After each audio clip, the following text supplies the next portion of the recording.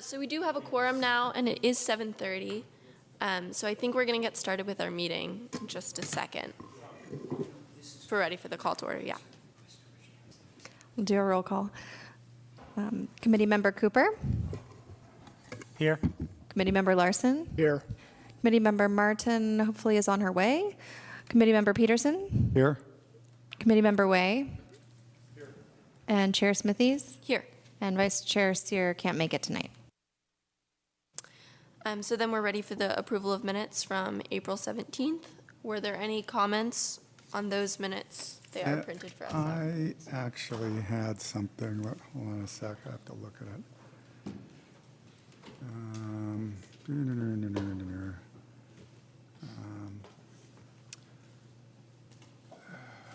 Hold on a sec, I gotta open them up. Oh, maybe I didn't bring them. Do you remember by chance what it was off the top of your head? Do you have the draft there? Yeah, they're all.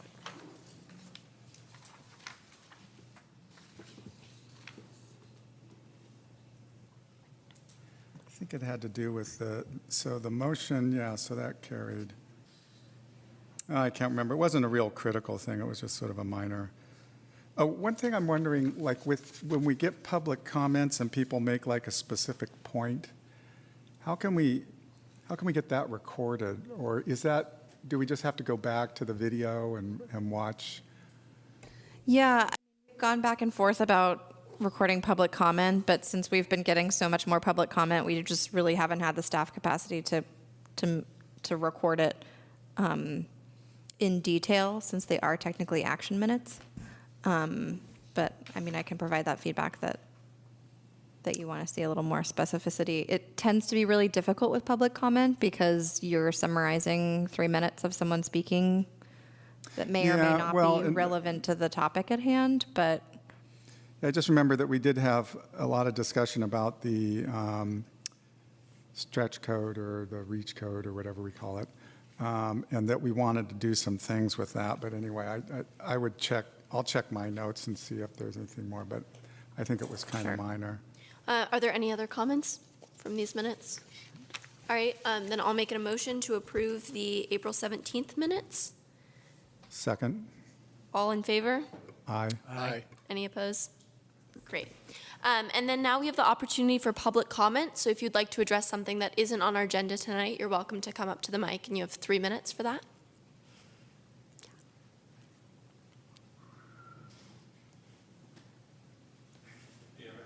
Hey.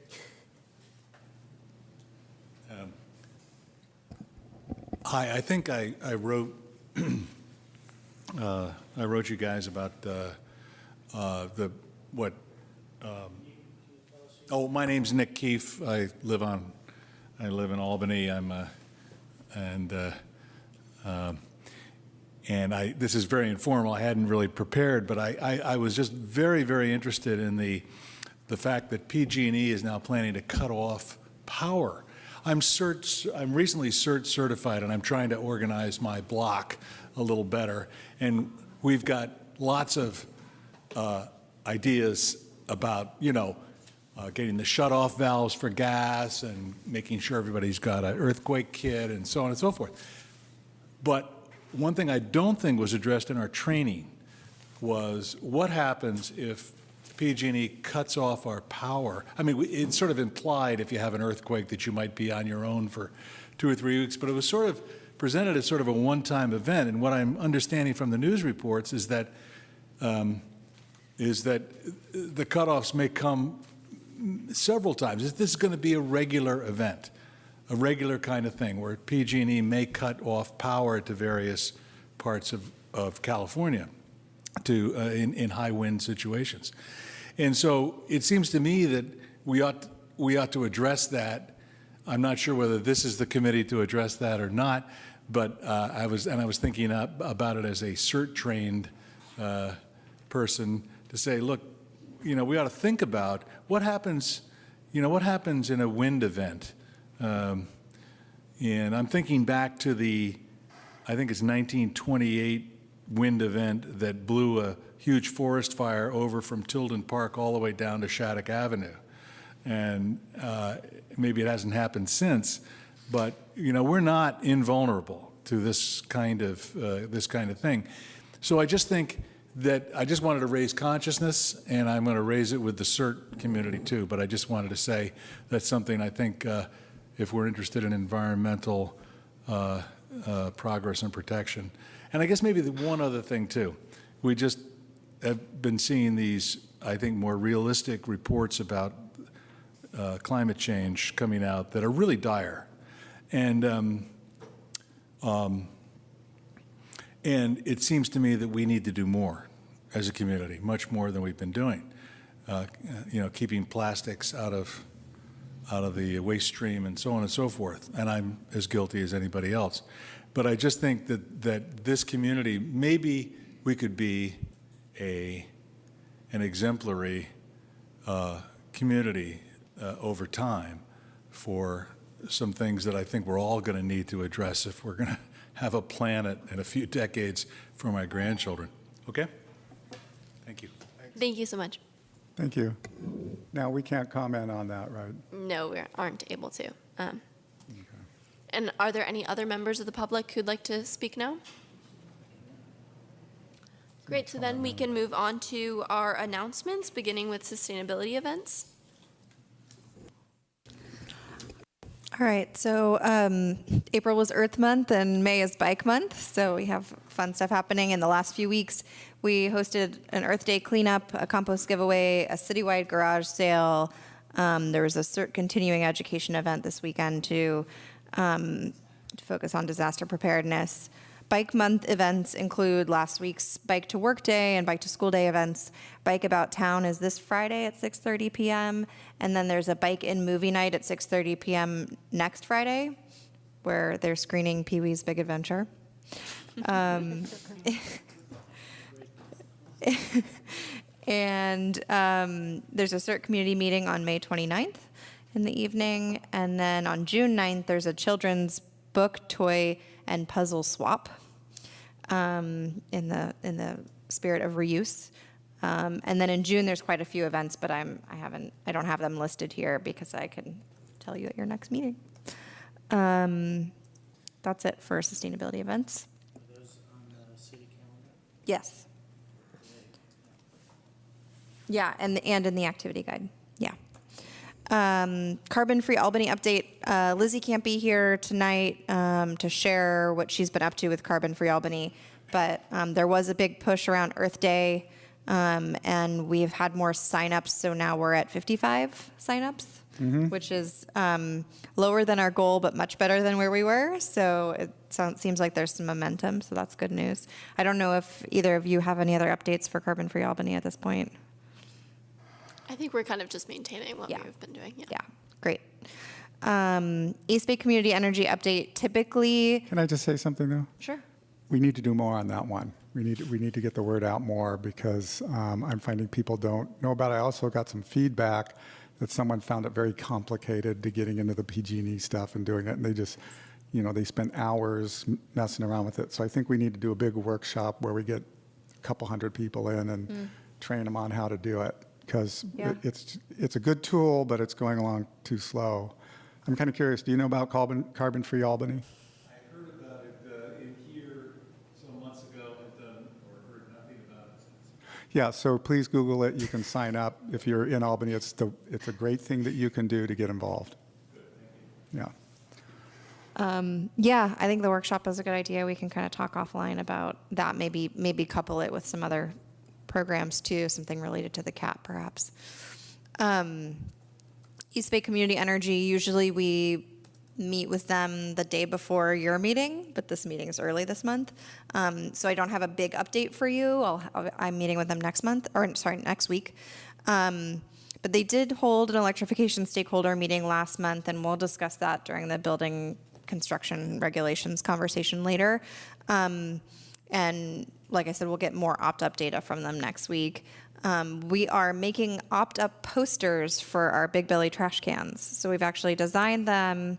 They're pretty simple using EBCE's branding. They've kind of given us the go-ahead. They may help us pay for them, TBD. But we're going to we're going to put those or probably print them later this month. We're printing some other environmental messages. We're printing Carbon-Free Albany. Good. Okay, That's not what you you're read my mind. Yeah, so it came up actually because we were saying we'll put Carbon-Free Albany, and we thought, well, let's do EBCE opt-ups, and then we're waiting for Stopways to give us.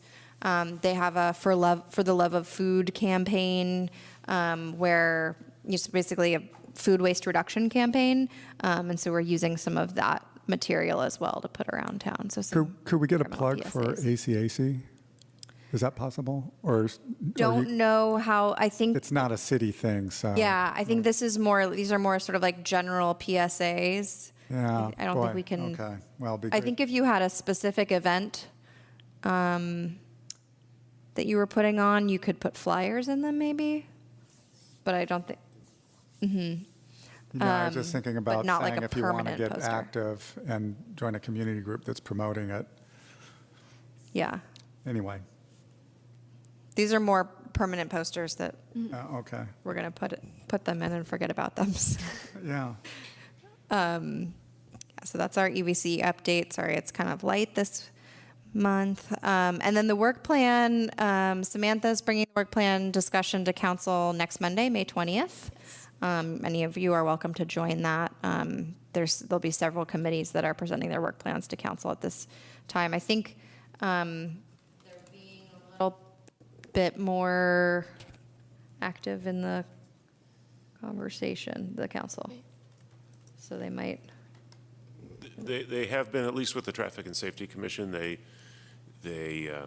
had a lot of comments and felt like it needed to be kind of organized a little bit differently. So the Traffic and Safety Commission will go through another round of that later this month and then back to council. And my sense was from that, it's maybe that they had too many things too. I'm not sure that you're going to have the same experience. Yeah, that was, yes, too many things. They felt like it was a list of things rather than a plan of things that people could Yeah, realistically get done. and we might get that because we have a pretty long one. So there's also a public comment period during that too, so people can actually bring up concerns they have about the work plan. Is that right? Yes. Okay. Yeah, so that's happening Monday. Also on May 20th is the Solano Avenue Complete Streets draft to council. So they're having a conversation both about the draft as you saw it, as well as they will have a conversation and a kind of very preliminary analysis, Jeff, correct me if I'm wrong, of the alternative proposal with the cycle tracks. Is that right? Well, I think the discussion will be very detailed, and what we're looking for is direction from the council is how they want to proceed with next steps in either accepting the plan or modifying the plan. So I had a question about that. If we, as members of the Climate Action Committee, feel very strongly about that, can we go and speak about that representing the Climate Action Committee, or do we need to decide a statement here ahead? I mean, we already made a statement that we thought it should go back and be redone. Your recommendation is in the report to council. okay. So I would, at this point, and you don't have it on your agenda tonight, so I don't think you can, as a collective group, say anything more about it at this point. Okay, but could- Individually, you can certainly go there and just say that you're speaking for you're on the Climate Action Committee, but Okay, you're speaking for okay, yourself. so we don't have to just go as private citizens, we could actually say, hey, we're on the Climate Action, we're really serious about it. Yeah, okay. And then that closes up announcements, and we do not have a presentation tonight. So then moving on to discussion and possible action, beginning with 6.1, discuss climate action and adaptation plan vision. And so hopefully everybody's seen the attachment from Cascadia and Rincon. Yes.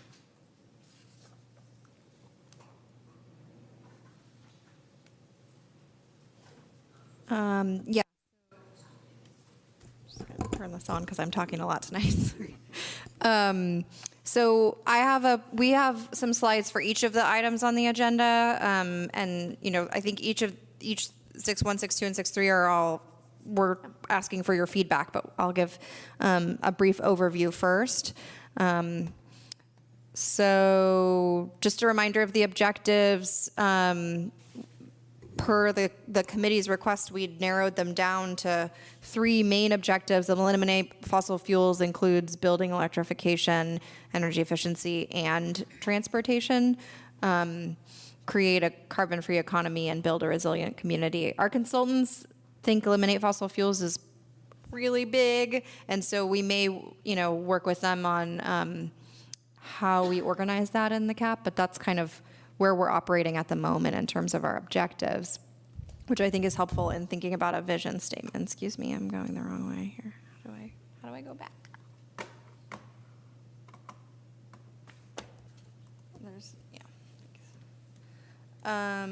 Okay. So staff drafted a vision statement. Lizzie had actually done a bunch of research looking at a lot of other vision statements from other community CAPs. We really love Portland. They've done a really nice job with their CAP in general. So we took some of their ideas, but we made them our own. So we were thinking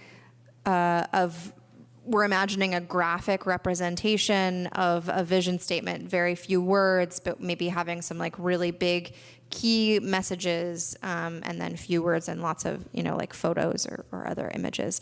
So we were thinking what we want to see Albany in 2050 is livable, equitable, resilient, and united. And do you guys want me to go through each of these, or have you already looked at it? I've actually looked at it. I actually had a. You want to start here? I'll be making you, if you go through the whole thing, then we can back up and go, but I have comments on. Yeah, these slides just show the verbiage for each of these. So if you're already familiar with it, then we can just start I had here. a general question. Sure. At the top level, this vision statement, is it meant to be a sort of upfront representation of the big objectives? Is that,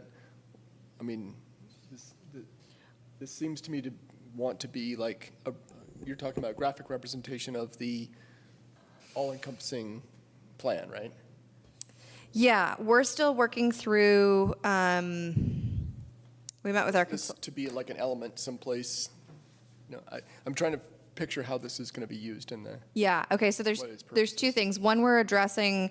There was a desire from the committee to have a vision to help with your own kind of development of objectives, and we ended up pausing that process. So it's coming a little late in the process. It will be in the climate action plan, but we're working through how it fits with kind of mapping out the objectives themselves and how we get there and the vision statement. And we imagine there's some sort of graphic representation of all of those things, perhaps together, perhaps separate. And that's what we're leaning on our consultants for. They had some ideas. They were going to go back. We met with them on Tuesday, and they seemed to have ideas, but they didn't really. They wanted to talk with their graphic designer first. So if you have suggestions for how it lives in the document, we can provide those to them. But we don't quite have a vision for our vision. So to be clear, this isn't a statement. You're talking about a graphic representation of a vision? Is that correct? That's what we'd prefer. That's what we'd prefer, because we're trying to do less words. But if you'd rather have a vision statement, we can do that. Would it be possible to really quickly pull up Portland's climate action plan so we Sure. can see? Have you seen it, or I have it on my you computer have? now. Yeah. So Yeah, that sure. kind of shows exactly what I think we're going for. Yeah, and I think I can email it to you if you don't have it pulled up. It's I can just Well- Google it, I assume. We have yeah. a couple other things. I think you're turning yours off. Oh, okay, is it on? It should light, there you go. Yeah, just on the first slide, I felt like it seems important to include the goal of zero CO2 pollution, because otherwise it seems it could be very much a very generic statement about a lot of good things. Yeah. So something like zero CO2 or net zero CO2 pollution in Albany by year 2040, with the goal of providing a healthier, safer, and more livable environment for our community. Something like that, I think, would be a little bit more complete. Yeah, I think, and I should have clarified. it's hard to think about all these things separate because they actually all connect, but that's our target, right? So our target, we're going to state our target, and then we have the sort of verbiage to go with it as a vision for kind of a more holistic vision about a sustainable community and what that zero CO2 pollution community looks like is sort of what we were thinking the vision would be. But we can say it more explicitly in the vision itself too. But I want to clarify that number will definitely, the zero pollution piece will definitely be there as the target. So this is Portland's CAP. They actually, the way they do it is, it's the first thing is their 2050 vision for Portland. They want their community to be prosperous, connected, healthy and resilient, and equitable. And then they have some bullet points for each. So that's kind of, they start there. That's sort of where, thank you for suggesting that. That's kind of where we were, because we looked at a lot of other vision statements and they were just really, really long paragraphs that no one's going to read. That's kind of how we felt. So can we go back to, I had a couple suggestions, since I think it's good to kind of do this as we go along. So I find, I see where this is all coming from, but I think having livable is one of these, the way I see this is we want this nice place, and then what define the main goals of this nice place are livable, equitable, resilient, united. I think livable is a non-word. Everywhere is livable. I mean, it just depends how livable. So I would rather see sustainable there instead of livable, because that's what we want, is we want a sustainable, equitable, resilient, united. And then just take it out of the first part, or put livable up there instead, because livable doesn't define anything. I mean, unless it's so toxic you die, it's livable.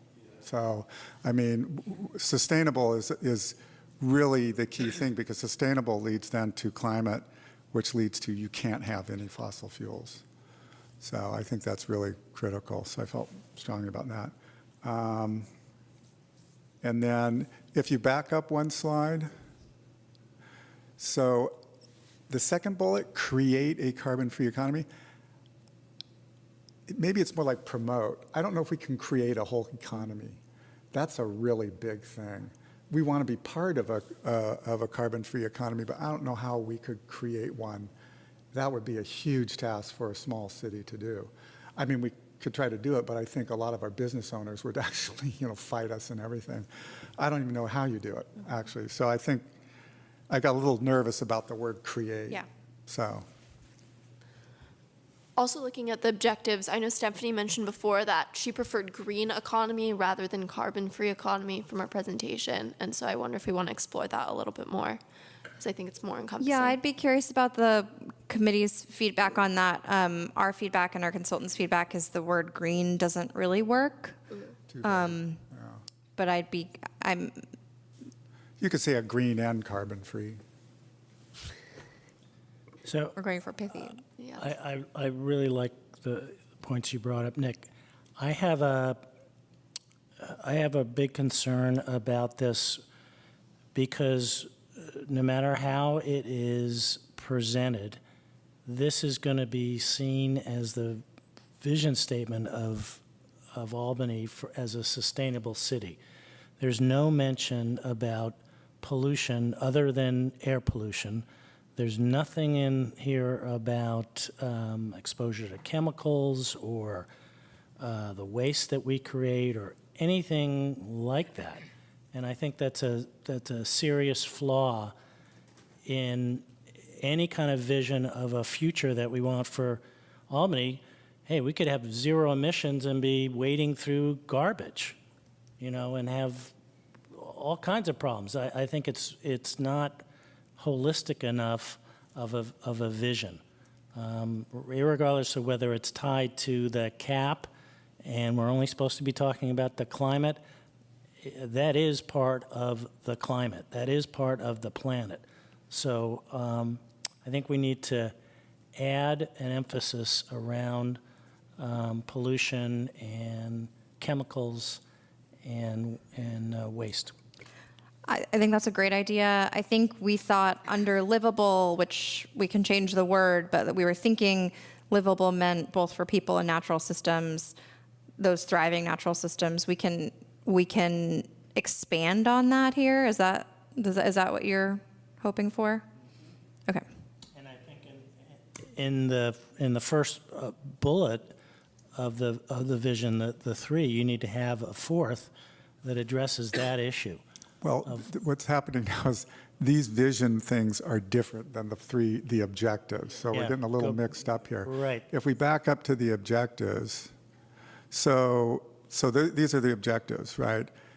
We talked about objectives for a bit, and there were a lot of objectives, and we all agreed we need to reduce them, and let's do 3 heavy-hitting ones. Is that what we said, and this is what it boiled down to? I remember we spent a lot of time on this. Yeah. So, I mean, I get your point, Tom, but maybe what we need to say in here is put, one of these should say something like healthy and Right, I mean, you could say and sustainable. a resilient and healthy community. Yeah. And as soon as you bring in Yeah. health, then it addresses some of those other issues that are issues with waste I think and that's a pollution. good place to put it. But I think having a really clear focus on the elimination of carbon and fossil fuels has to be the real punch right now, because that's the bind we're in. I don't know how you guys read it, but I was trying to figure out how this sort of mapped. I mean, our objectives and then the 4 points of the vision, they don't map real well, and social, the equitable part isn't in our objectives. I mean, I know, and so I was trying to figure out how this maps, because it feels like the vision is like bigger than the climate action plan, and the climate action plan then, supports elements of that vision. But, I'm all for affordable housing, but I don't see how the climate action plan, creates affordable housing, which is one of the bullet points of the equity. I think it could through land use policy, and I think it's important to But that's what I was note. trying to figure out, was how this vision sort of relates to the objectives. I mean, did you guys get that? I mean, I was thinking that vision also reflected the implementation of the strategies and our evaluation of them. So considering, when we're talking about the equitability or the impact later when we go through strategies, that played into this. But I was thinking more like the climate action plan is a step towards achieving this vision. It might not do everything, but this is like what we're trying to fit into. That's kind of how I read it. Yeah. Yeah, climate action plan is contributing towards the fulfillment of this vision, as well as other things that City of Albany is doing. Is that sort of how the vision's Yes, to be and my interpreted? sense is these are goals that we need to keep in mind when, like you said, we're evaluating the strategies and implementing them, to remind ourselves that while our goals are, to eliminate fossil fuels, we want to do that in an equitable way, if that makes sense. Yeah. So they play on each other. Yeah. So I kind of agree with all that. Again, making sustainable instead of livable. The other if we go back to the 3 objectives, which these all support. So it seems like we have 2 things that kind of deal with the carbon aspect. And maybe the second one is, could be more like create a healthy and sustainable economy or something like that, and then build equitable and resilient community. I mean, I think we could get everything that people see as kind of missing, and then those tend to be reflected more in the vision as you go into it. I mean, I don't think we need to labor over this too much, but I mean, the primary objective is really in number 1, but again, we want to do it with these other objectives being held in mind at the same time.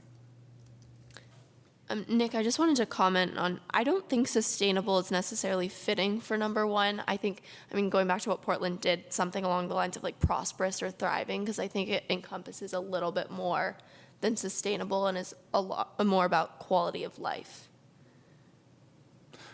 You mean for that first bullet? Yeah. Well, I would kind of argue I would rather have sustainability than,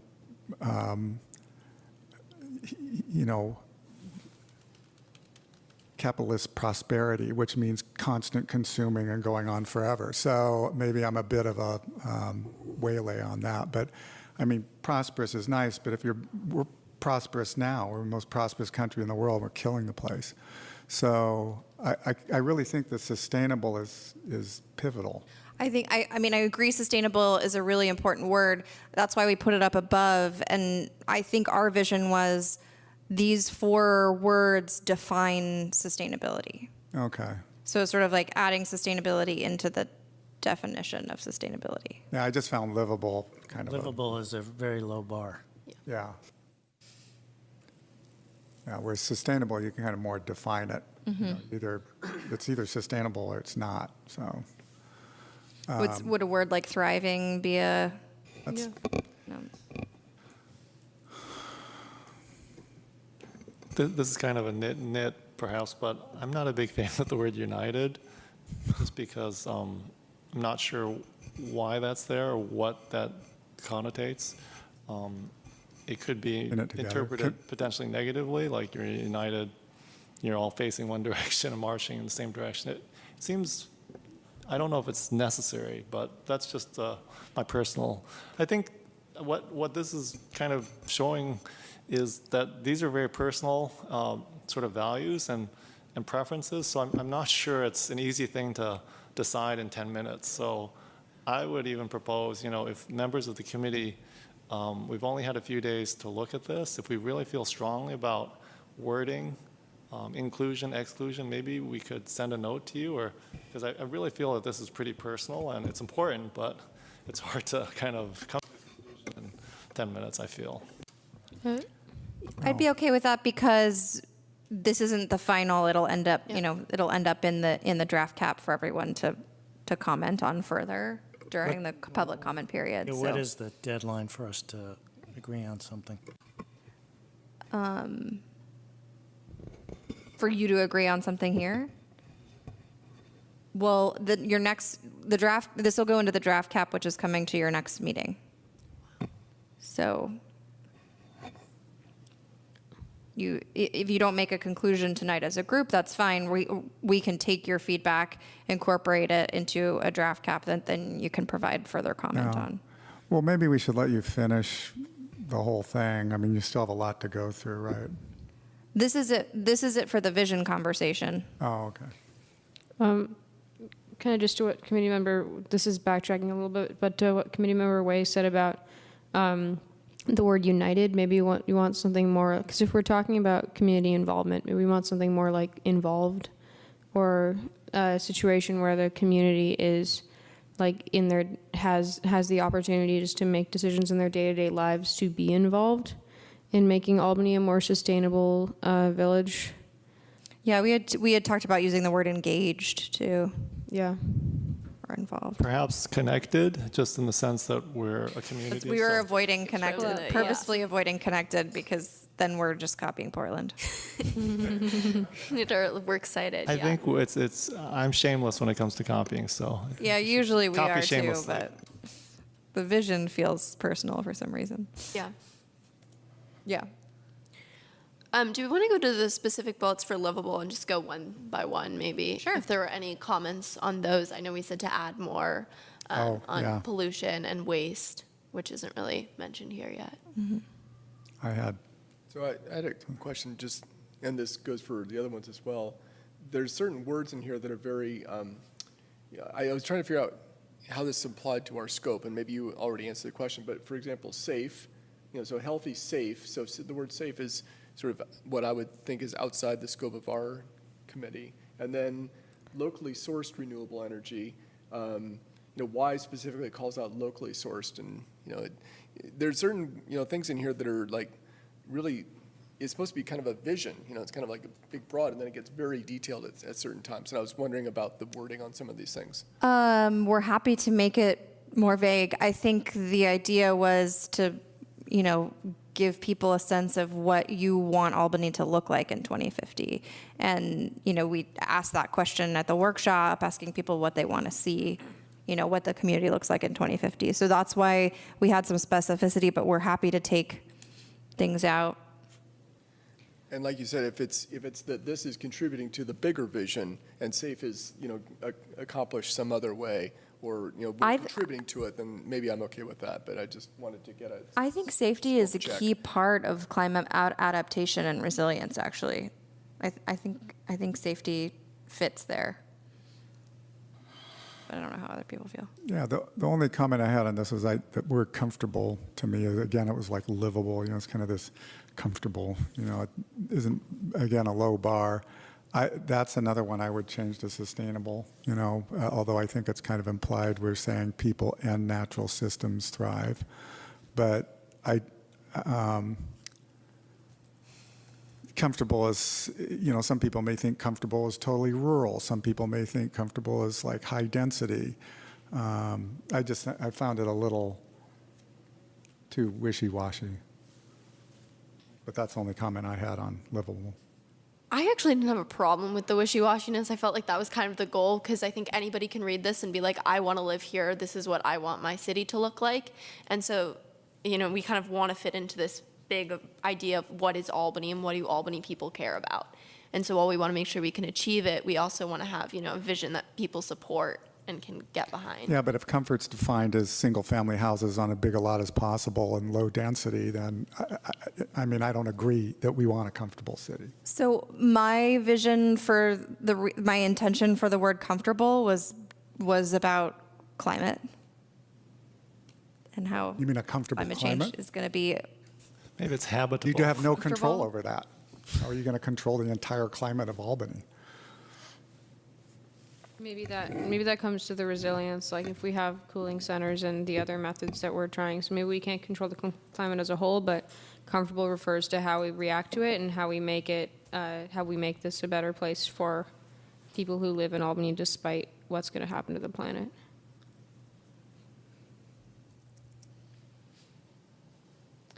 Do we have any other specific comments on livable, or do we want to move on to equitable? Yeah, I was, on the second bullet point, I was looking at that as maybe an opportunity to build in some of the things that are like really key to our committee, like where it says locally sourced renewable energy resulting in, and then I was going to put in something like reduce carbon emissions, climate change stabilization, and better air quality.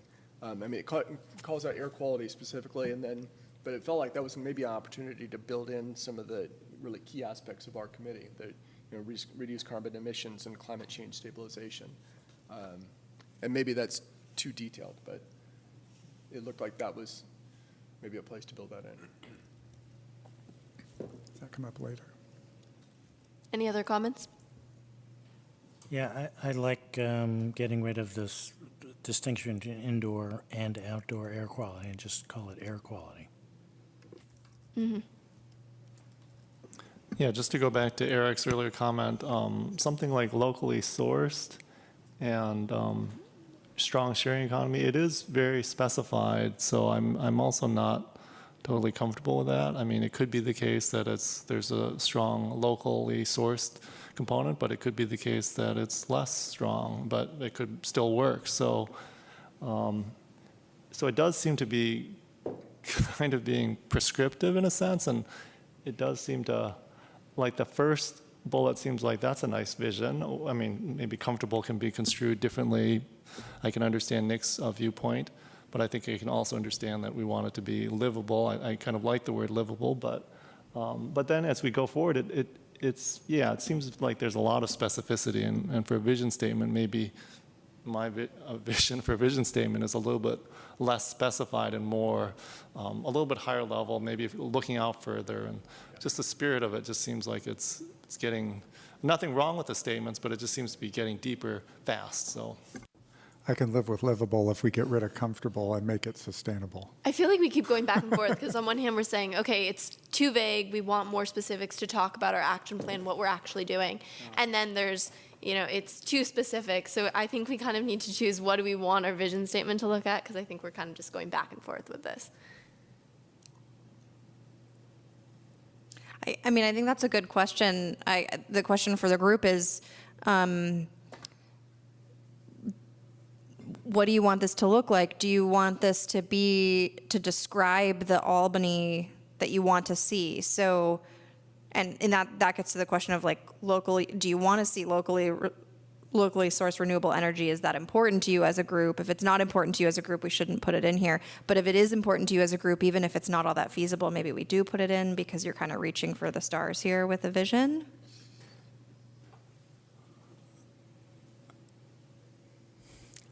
Yeah, I mean, I don't think we need to nitpick.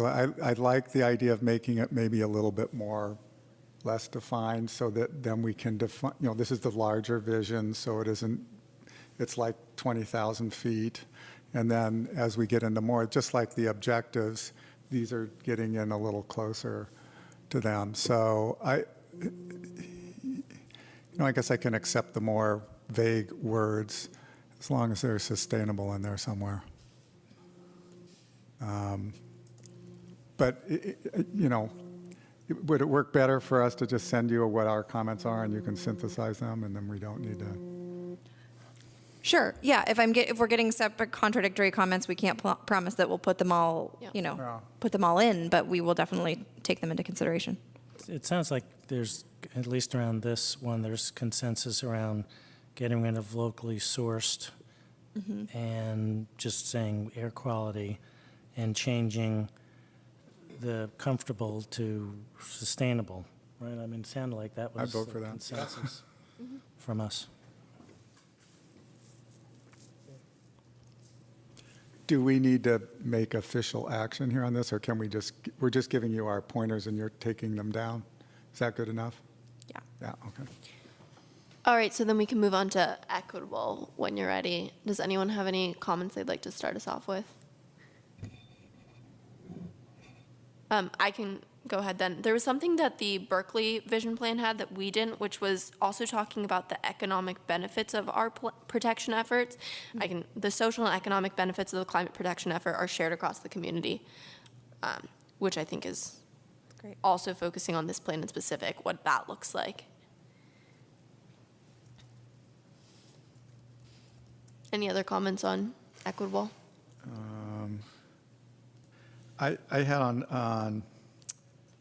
this might be getting too specific, but in the living green spaces for recreation, education, I was thinking it might be good in there to have growing healthy food. I don't know. It was just a thought. That's too specific. Okay, that's probably recreation. Or maybe it's education, or maybe it's everything. And then on the fourth one, shared goods and services, would it be, and maybe this goes on under the United, but community methods for access to shared goods and services? That it's an intentional community thing. Maybe that's implied, I don't know. I was going to say, I was thinking of, at the last meeting, there was a discussion on like the last mile and what that means for transportation.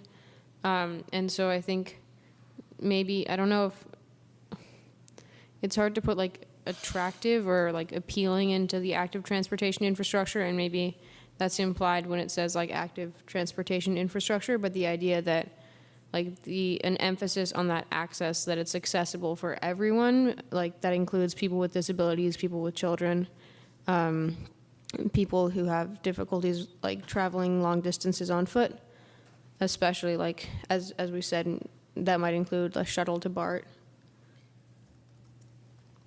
Yeah, that's a great point. Thank you. Yeah, that was good. I like that.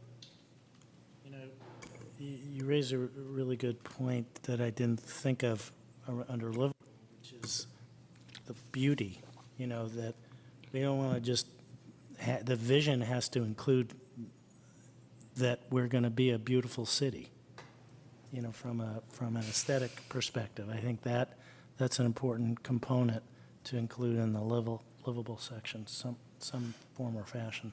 I mean, just to get weirdly specific, street trees.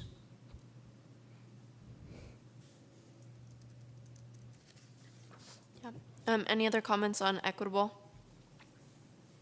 So we can move on to resilient. Any comments here?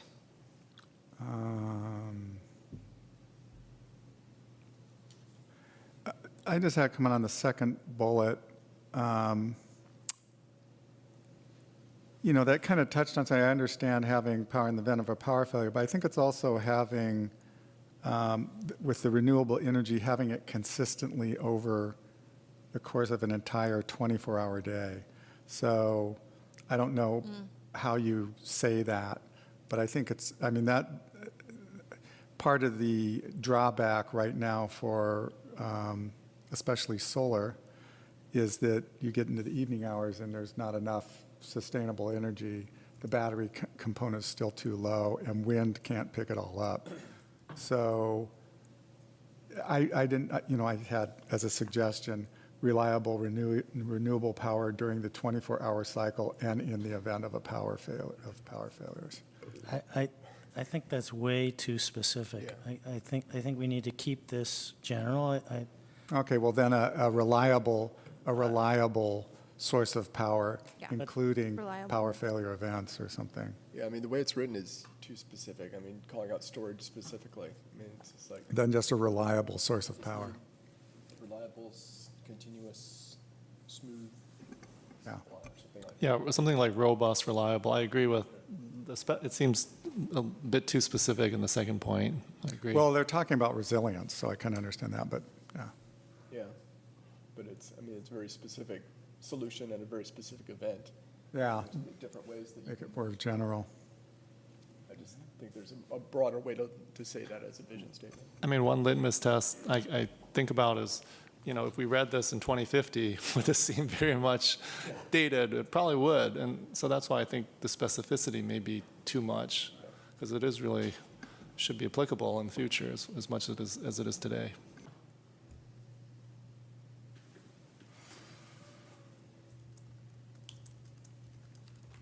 Any other comments on resilient, or if we want to move on to the last point? So then going on to united, which we're going to choose a different word for. Well, let's hold that thought.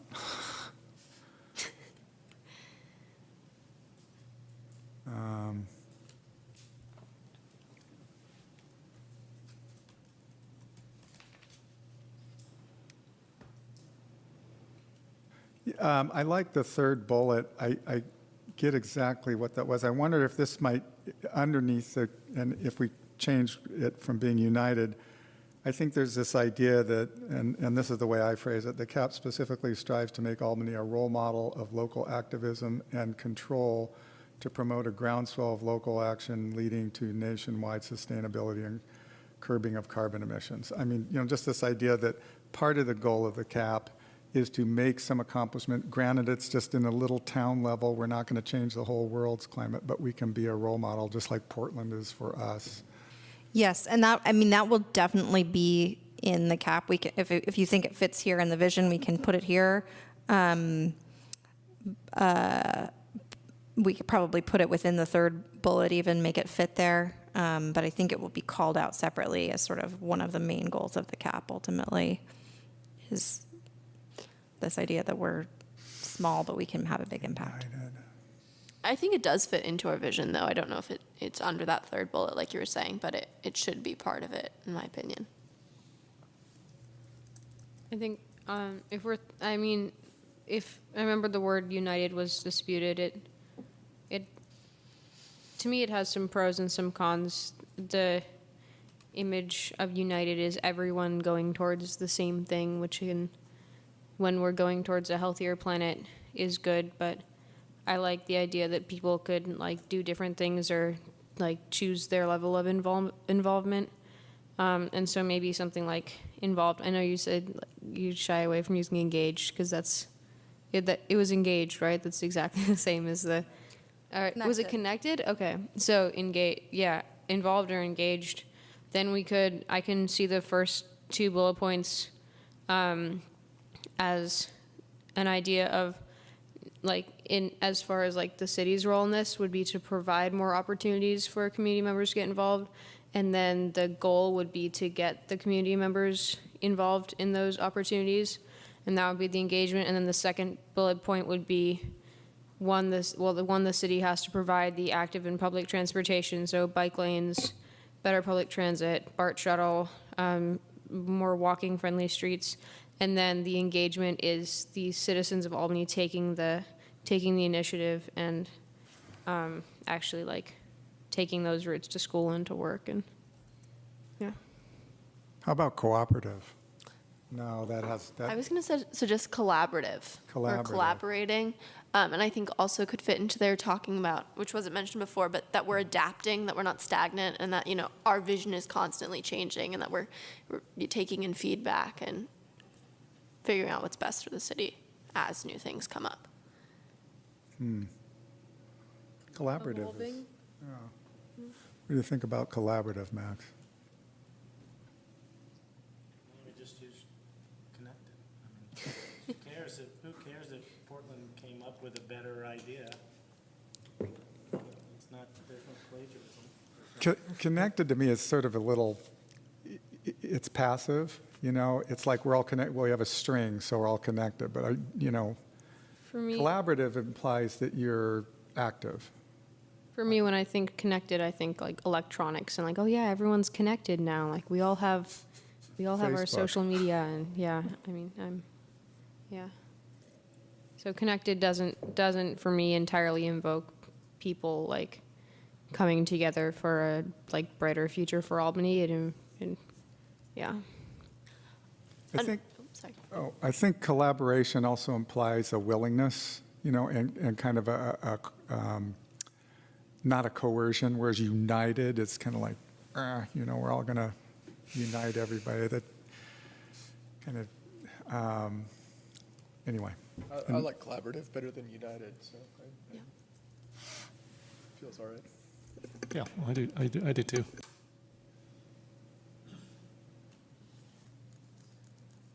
And then I think also can fit into that is the idea of like being adaptive, which I guess is in our title of the CAAP. But are there any other comments on the vision statement overall or specific before we move on? And so then I think you also attached the theory of change under this. We're going to have public comment before. Oh, yeah. this section. Yeah, we can do that. Yeah. You're welcome to come up to the mic, and you have 3 minutes.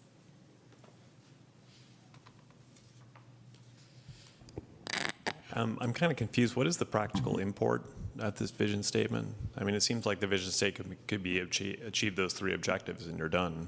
I mean, a lot of this vision statement seems like it'd be more appropriate for a general plan than for a plan to reduce greenhouse pollution and adapt to climate change. So I just kind of question what the utility is and all the time that's being spent on it is compared to the actual measures of what is actually going to be done. Thanks. Thank you. Yeah, I guess to respond to that, I think that's a fair point. Personally, I think it's kind of branding this in a more appetizing way. And so if we can talk about the vision statement, it's a way to go about looking at the strategies for somebody who's not as invested in each specific measure.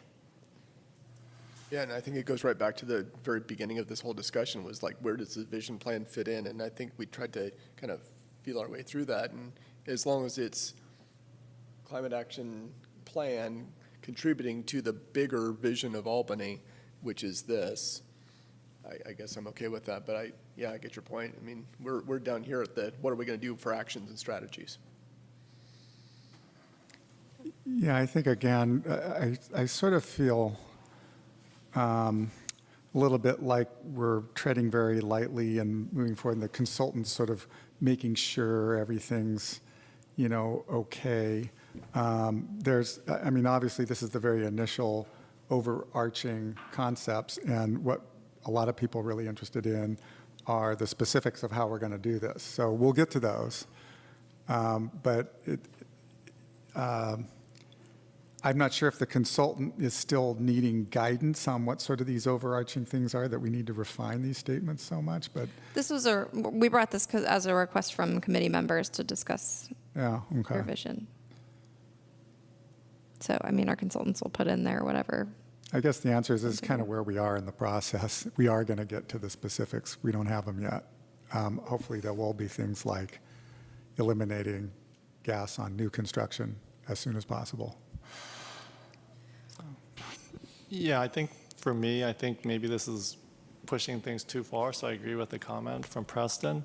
But for me, I think the vision statement is important for a large task, partly as a marketing message, but also to say the goal is not just purely to reduce carbon, but it's hopefully to achieve some really important co-benefits, such as good health, better health, more livability, collaboration. So those are important things. Oops, sorry. Are there any other members of the public who would like to comment on this action item?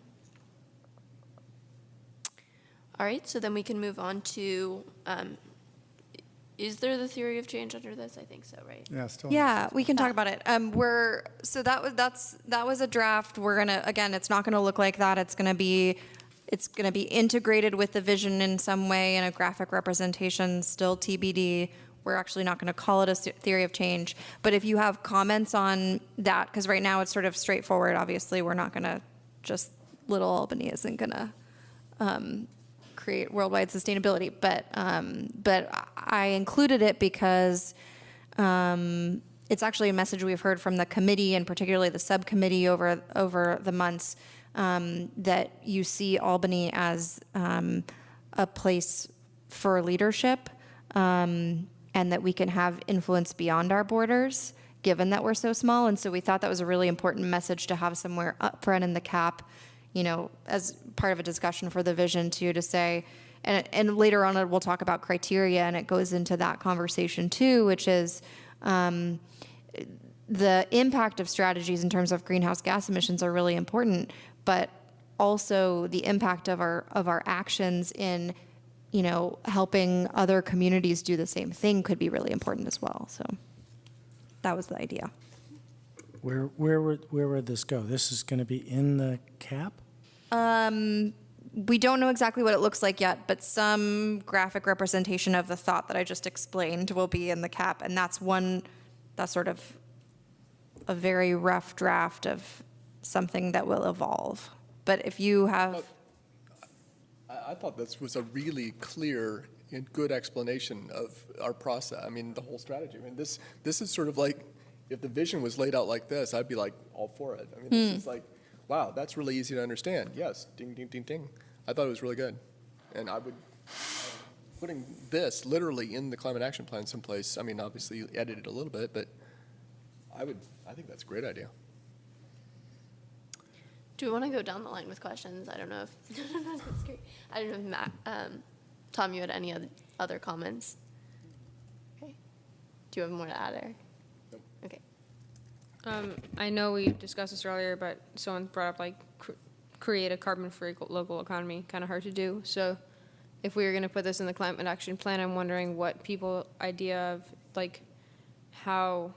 what would replace create with, because I think that a carbon, an approaching carbon-free local economy should definitely be a goal, because that can make a difference, and it does definitely meet with our values. But what's our statement as far as that? Yeah. My only comment was I felt like the long-term outcomes also, some of them fit into midterm outcomes. And I think that improved quality of life should be something that's kind of ongoing through. Nick, I don't know if you have comments. Yeah, I just, again, that create a car, Yeah. I think promote would be a better word. And then that middle bubble, which is very pivotal, demonstrates successful carbon elimination. I wouldn't say reduction. We're past the reducing. So, but I think this is good. I don't particularly like the theory of change title, too abstract, but I think it would be good to have something like this to show why it's important that individual locale. This is one of these things: think globally, act locally, and it's making a whole grassroots movement of why this is important. I mean, a lot of naysayer comments. What can little Albany do? And I think it's little everybody's all acting together that will create this, and this sort of frames that and shows how the larger action can happen. It's like the process of change, not the theory of change. Right. Yeah, I can't remember. Our consultant, Andrea, had a perfect name for it, and I can't remember what it was. I didn't write it down, but she had an idea and a vision for it, so. Yes. Max, did you have comments on this? think as kind of a process flow, it's okay. I was just wondering about, there are a lot of other elements which could be part of such a diagram, but, are not. For example, the financing, the funding, that's been a big sore spot for us.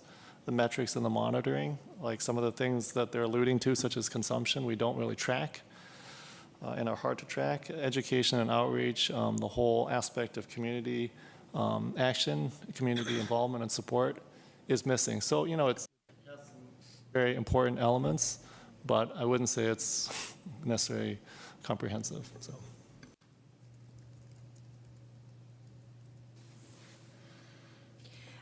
That's a good point. And I think if you want to see something, I think we were thinking high level here.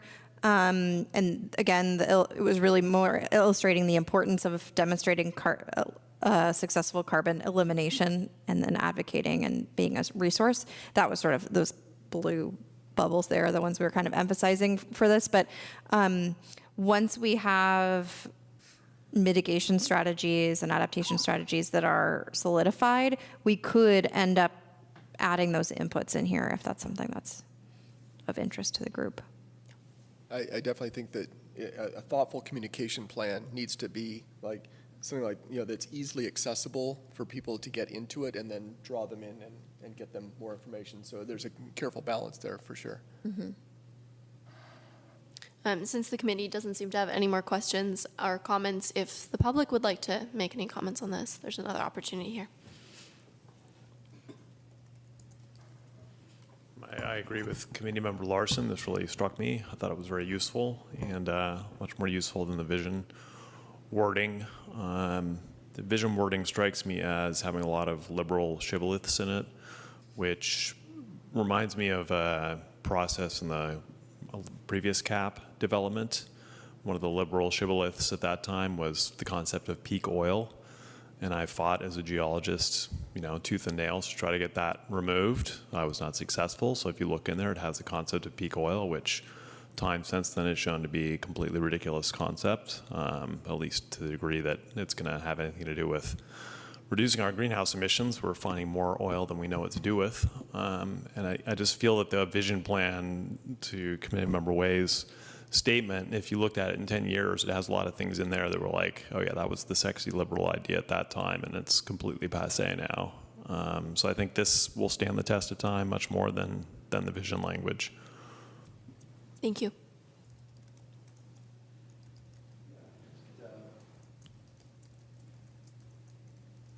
Ian McLeod, just strikes me that maybe instead of the rubric of just eliminating fossil fuels from buildings, it's maybe better to think of it in terms of healthy, non-polluting buildings.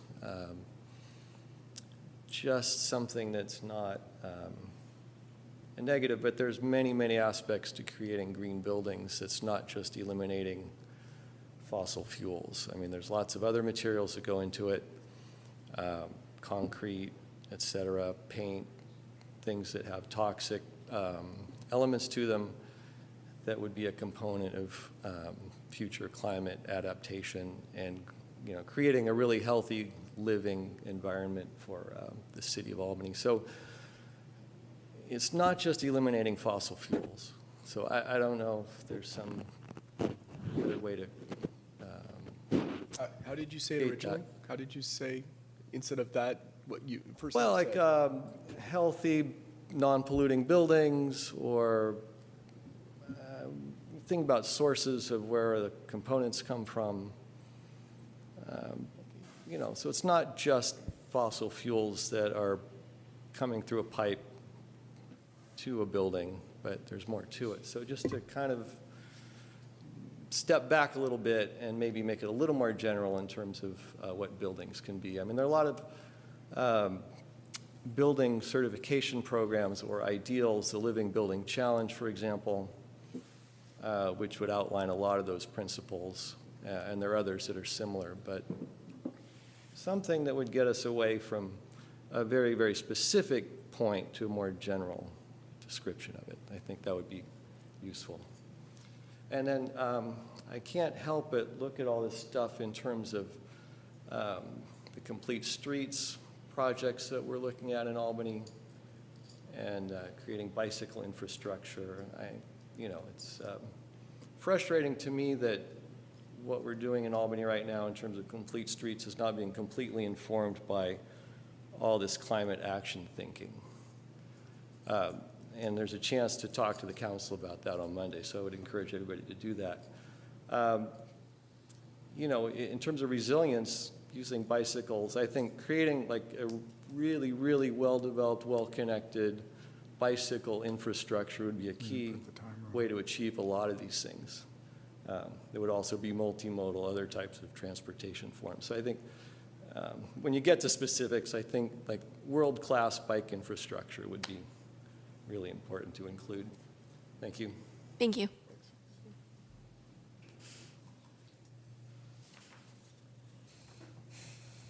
Great. And so then moving on to 6.2, Climate Action Adaptation Plan Strategy Discussion. So now we will be going through the. I mean, I really agree with the last speaker about this center bullet about the fossil fuel powered buildings, about changing the verbiage around that. I think that's an excellent point. Yeah, I think it also brings up the term that we don't actually use much, but embodied carbon in buildings, I think, is an important piece of this that we can add in there too. And resource conservation. Mm-hmm. is the other piece of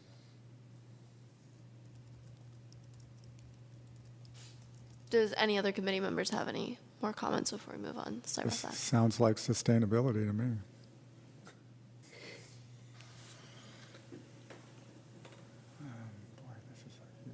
All right, well then, I think we can move on to 6.2 now. Great. So before I dive in, I'll say that the purpose of this discussion is not to dive into that crazy strategy analysis we gave you, which is very much in draft form, because I'm sure you all want to. And Ryan's not here to speak to it. We received it on Friday and posted it before staff even looked at it, just because I wanted you to have a chance to see it. If you want to provide us comments separately, you're able to do so, because we'll incorporate that into the final. But there's still a lot of work to be done on it, so I don't think you have the time to really dive into the details right now as a group. So what we're asking you to do is, we have a question about criteria weighting, any other comments you have about the analysis framework, and then we have some specific questions, which I sent to you in email and I have on the slides here. But I just wanted to give you that caveat before starting. The consultants have, in the past month, refined the list of strategies and actions based on your feedback in your presentations last month, added specificity to strategies so that they can evaluate them, conducted initial review of strategies for mitigation impact and other criteria, and they began drafting CAP content. We've worked with them on that, so we have some content for the draft itself. These are the criteria they used based on conversations we had with your committee, but then we added some things. So looking at impact, feasibility, community costs, as well as city costs, leadership opportunity, which is that idea I was talking about, where we're looking at are there certain programs that Albany can be a pilot test case for that then we can prove success, and also equity. They're also looking at some qualitative analysis criteria, including unintended consequences and co-benefits. And this is the proposed criteria weighting. Typically, impact would be higher, but we thought maybe it would make sense in Albany's case to focus also on leadership opportunity. So I'm curious from you as a group, I know this is the first time you're seeing this. This is the proposal we got this morning, I think. So we're open to what you think is the most important criteria in terms of weighting. We could also weight them all equally, but I imagine that's probably not appealing. So I apologize, you're just saying this now, but if you have strong opinions about certain criteria being more important than others, now's the time to share. I'm curious about the leadership opportunity. I love the idea of Albany being a leader and, test case, and we're small, we can control stuff, but why does a consultant think that that's an important category? Well, the staff thinks that the leadership opportunity is important based on what we've heard from the committee. So we shared that with the consultant. So that was what we'd heard from some of the meetings was this is Albany's role to be a leader. And so we thought, let's focus on measures or strategies where we can really be a leader. But we don't have to weight it more than cost. I guess I'd vote for moving point 1 over to feasibility. So and then have feasibility and impact be the same weight. Just off the top of my head. I'm a little confused on this, because this is different than what I'm seeing in the information that was sent out. I mean, there was a 1 through 3 sort of weighting, and these are 0.1 through 0.3. I don't, what does this represent? What do these numbers represent? These are 30%, 20%, 10%, 10%, 10%, 2%. And so these are percentages for weighting each criteria. Oh, okay. Seems like it's getting So a 2, inordinately a complicated. ranking of 2 impact would have more weight than a ranking of 20%. Yeah, the ranking of a 2 and Basically, we're prioritizing whether you think certain criteria are more important than others. Yeah, and I would say that I agree with Eric. I would take 10% off the leadership and put it on feasibility.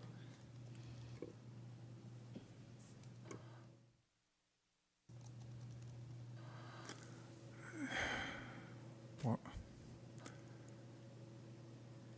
Yeah, I agree with that. I think it's difficult putting weights on these because in some situations you might want to consider something more than something else that, is specific to a measure. So when it comes with equity and we're talking about housing versus if we're talking about some other issue, it might be hard to use such a specific weighting system. That's a good point. I mean, we should be able to have different weights for different categories. So well, that's a good then, point. then there's, it's almost like you're saying there should be a priority column too, that, in spite of impact, feasibility, and everything else, this is just a high priority. Well, Which the idea is to get the priority out of setting these criteria. That's right. That's Yeah, the, so I would that's say the function of it. feasibility, in my mind, is the most important one. If it isn't feasible, it ain't gonna happen. So,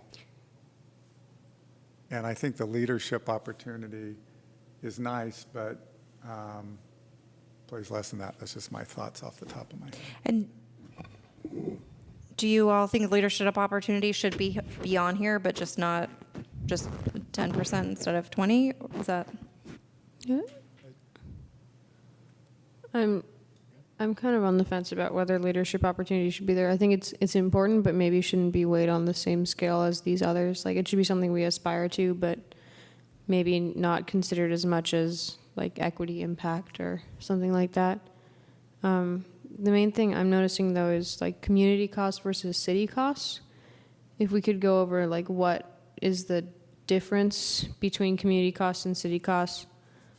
Yeah, so community costs are how much the community has to pay. So an example would be we could, mandate that everyone electrify, right? That would be very expensive for the community, but the city would say, oh, we don't have to pay for any of it, and so it'd be low on the city costs. That's an extreme example. So community costs are what residents and businesses would pay for a certain measure. City costs are how much it would cost for the city to implement. I imagine that includes staff time too. So an example would be, it would be more costly for us to provide an incentive program where we pay for things that would be then cheaper for the community. So our recommendation is that they're weighted the same. We could just say costs in general if you don't want to call those things out separately too. I mean, I think the distinction is fine. I just, I would say that community costs plays a big part in the community's acceptance of any program. It And almost fits in feasibility. yeah, it fits in feasibility. And like, I mean, there's technical feasibility, like, can we do this? And then there's, will people accept it and will people let us do this? And I think community costs at the end of the day is one important enough that I think it might want to get higher than a 10% rating. Just because if the community doesn't accept something, if we say, okay, everyone electrify and everyone can't electrify, then there goes everyone electrifying. And that would definitely like tie to feasibility, and feasibility has a higher rating than community costs. So I was thinking either we take a point from leadership opportunity to feasibility, or as you suggested, combining feasibility and community costs. Yeah, and just kind of like having that subtext that in feasibility is like community, the level of community acceptance and how much people are willing to give to make this happen. And now that I'm reading this again, the leadership opportunity, I think we should take that off. I don't think that should be a factor about whether this is an opportunity for Albany to be a leader in something. I think what's important is that it has we prioritize things that have the biggest impact that we can actually get done. And so I don't really think that, I think if it's, as this describes, if it's something that should be done by another entity like air traffic or something, air miles, or something along those lines, that would go into feasibility. So I don't think that leadership opportunity is worth having this as part of our criteria. Yeah, I can support that. Perhaps we could put it in our qualitative criteria and just say, identify, we can identify ones that seem like they have good leadership opportunity, but we don't have to put it into the qualitative, or the quantitative. I agree with Tom. I think, if we have leadership, all this stuff is leadership opportunity, and I don't think that's going to make or break it on how we prioritize them. So my suggestion would be to take that 20% and divide it evenly between feasibility and community costs. So it would go 0.3, 0.3, 0.2, 1, 1, and then leadership opportunity. I think those aren't going to be drivers. I agree with Tom. Anything that we succeed on, we can then move forward as a leader in putting forward. It's like getting the 100% brilliant. Albany was a leader in that. We just are now. So other communities can come to us and see us as a role model in that sense. I do think, however, that there is some worth in having impact being higher than feasibility, and I think this is what I've sensed from previous committee meetings, in that, sometimes the impact of something outweighs how easy it is to achieve it. So if we do split up that leadership opportunity, if we put it split equally between feasibility and community cost, we'll end up with impact and feasibility being equal. We do 35, 25.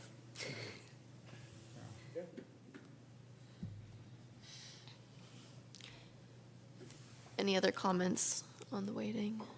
Can I clarify? So Yeah. it sounds like there were two different proposals there in terms of what these should be now. Could you clarify what you agreed on? Did you want more in community costs or more in impact and feasibility? The last one was 35 for impact, 25 for feasibility. And I 20. can't do the math fast enough, but 15 for community, or? 20. 20. Well, were we combining community costs and feasibility, or was that, No. no? You should keep them separate. Okay. And then leadership's gone. Yeah, so it'd be 35, 25, 10, 10, 10, and then Well- get rid of the leadership opportunity. Okay. No, well, it'd be 20, 10, 10. Community costs would be 20, because you got to come up to 100. Oh, yes. And we have an opportunity for public comment if you want to come up.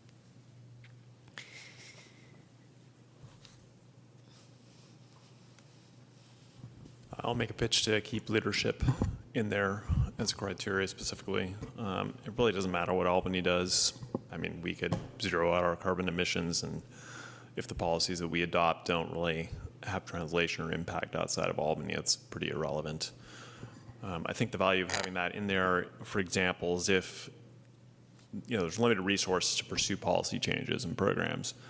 So if there's two programs and one has a higher impact, a more immediate impact in Albany, and is maybe a little more feasible, but there's another policy we can pursue that maybe doesn't have as big an impact, is less feasible, but is more applicable across the entire state, or could move the entire state, or join a movement in moving the entire state. It seems like that's where the value in action in Albany is. And if you eliminate the leadership criteria, you're always going to choose the one that has larger scope of impact. This will come up in your next agenda item in terms of how we pursue prohibiting natural gas in buildings. This is a big discriminator between all those different pathways. Some pathways are going to be very sort of Albany specific, one-off. Other pathways are going to be pathways that are going to help drive the whole state to go natural gas free. So I think it is an important criteria. I did like Committee Member Martin's idea of combining community cost and feasibility, because as I've watched this committee over the years, those are usually thought of together, at least when it goes to council. Council doesn't necessarily think of technical feasibility and the political feasibility as separate. So I think that's getting overweighted if you have those two separate. Thank you.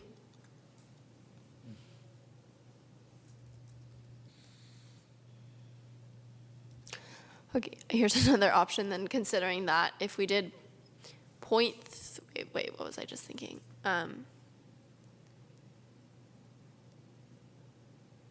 Take 0.1 from feasibility.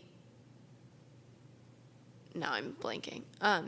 Combine community cost and feasibility, and then take 1 point from leadership opportunity and add it to impact. So then that would be putting a lot on impact.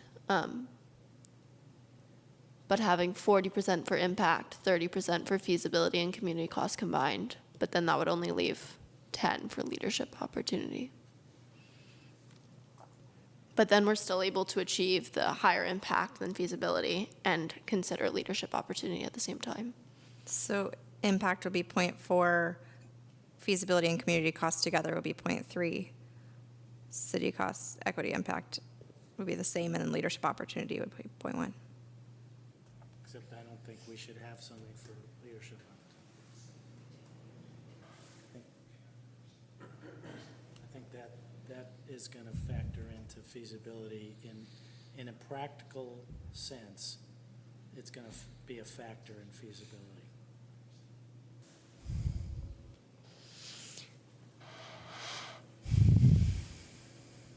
We didn't foresee this being as big of a discussion with these points. Definitely, we're really getting to like the core of what we believe as a committee. So it is a big question. Are we focusing more on what Albany can achieve, or what is going to have a larger impact outside of Albany?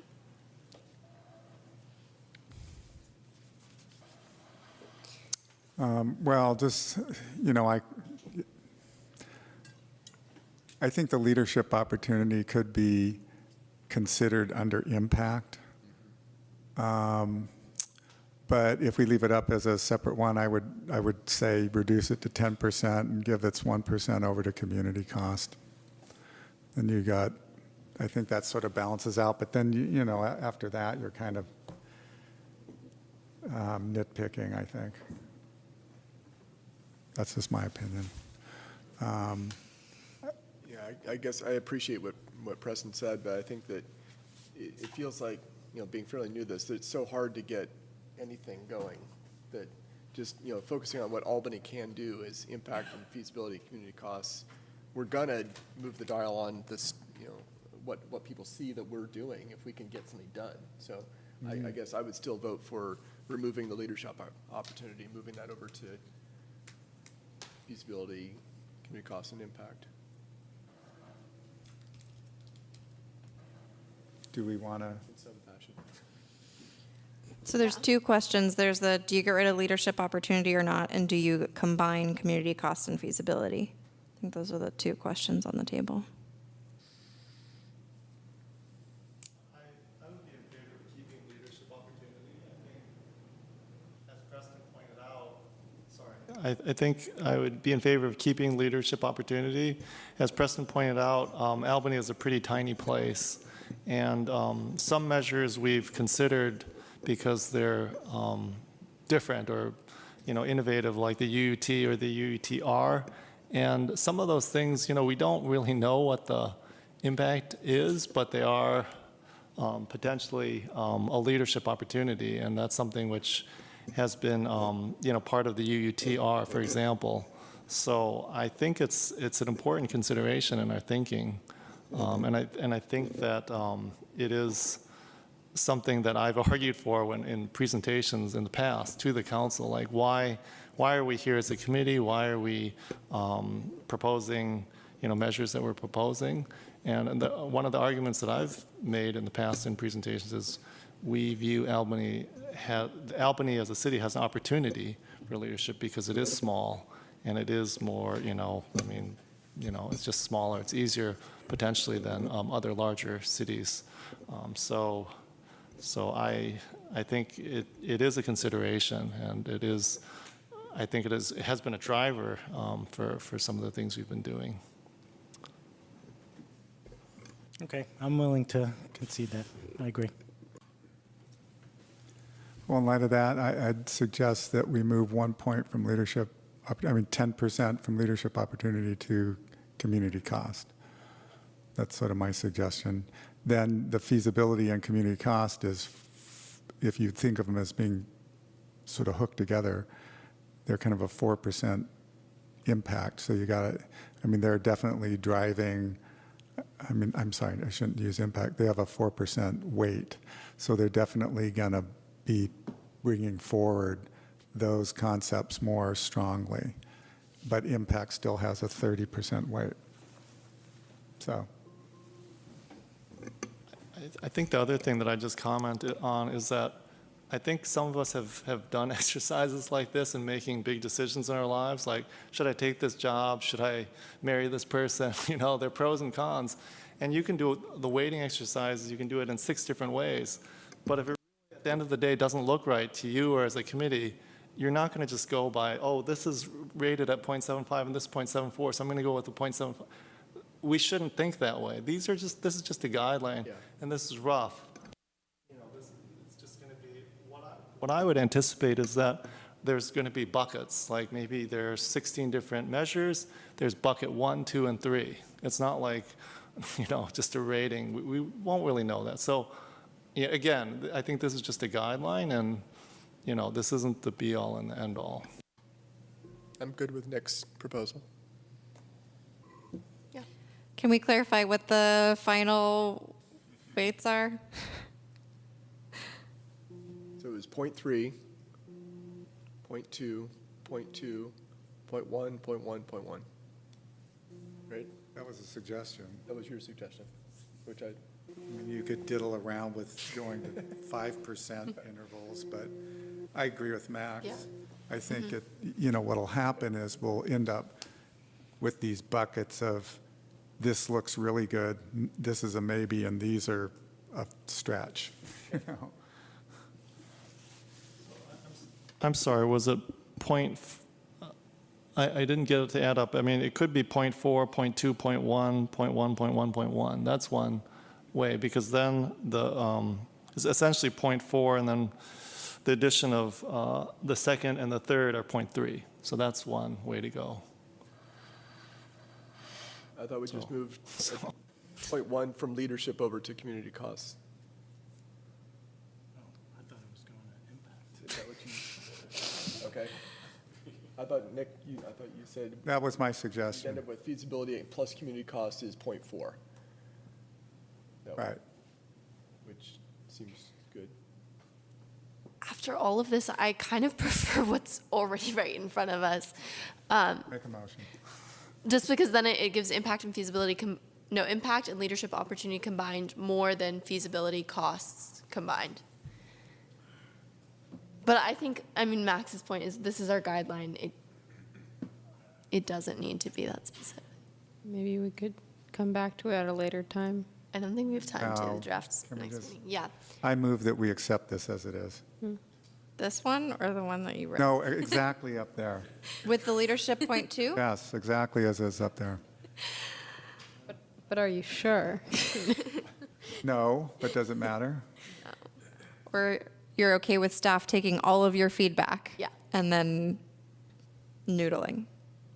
Well, no, we're making a decision now. We don't want you to make the decision for us. So I have heard everyone speak, and Max is in this and that, and it's like, well, it sounds, and we had public speak, and it seems like, well, maybe we should just leave it the way it is because feasibility and community match impact, but then leadership opportunity can throw it one way or the other, which seemed to fit in with what we had been talking about.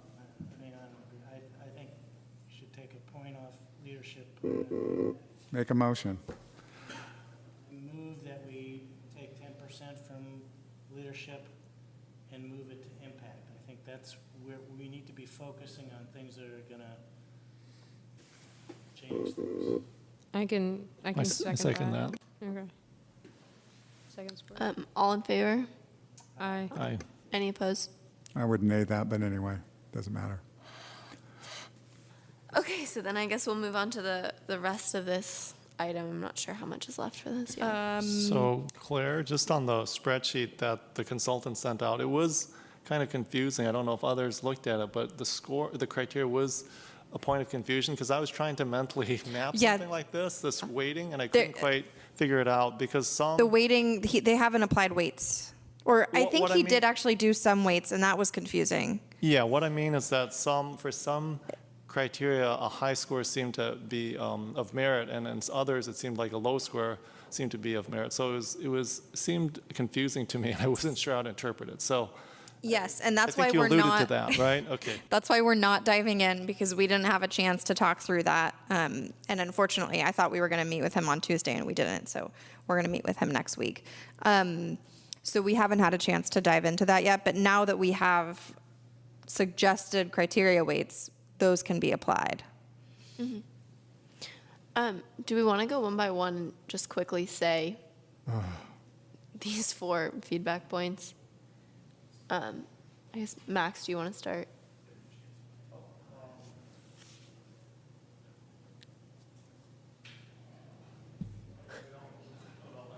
Okay. But I did read through the spreadsheet, and it did seem like there were a lot of measures. There were a lot of measures in the spreadsheet, and it did seem, again, I agree with Tom, that the priority should be the high impact ones, like whatever that metric is, it's either 3 or 1. And that didn't come across to me very strongly. So, for example, something like transportation and gasoline internal combustion engines, to me that is the biggest one. And with zero carbon electricity, that would be like 70% or something. And it didn't really come across as, hey, there are big impacts. They may be not so feasible, but that didn't strike me as an important list of measures. So it seemed like they're lower impact measures. So. Yeah.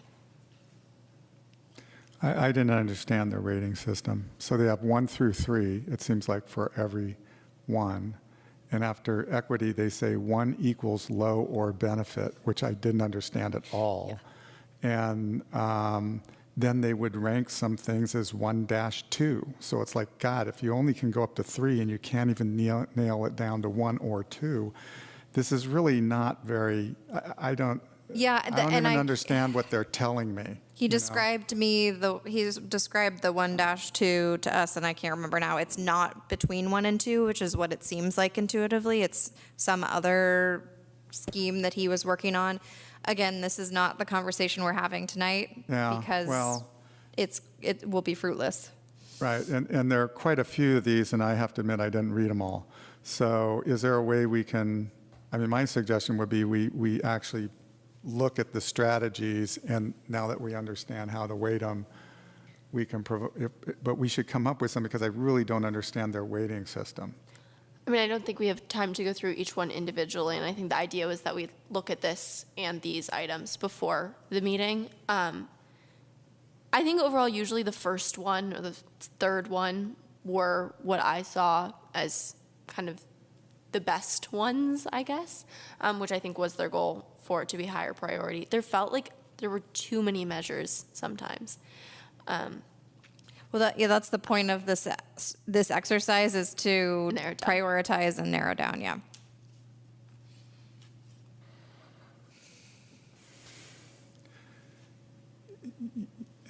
So what are we supposed to accomplish right now?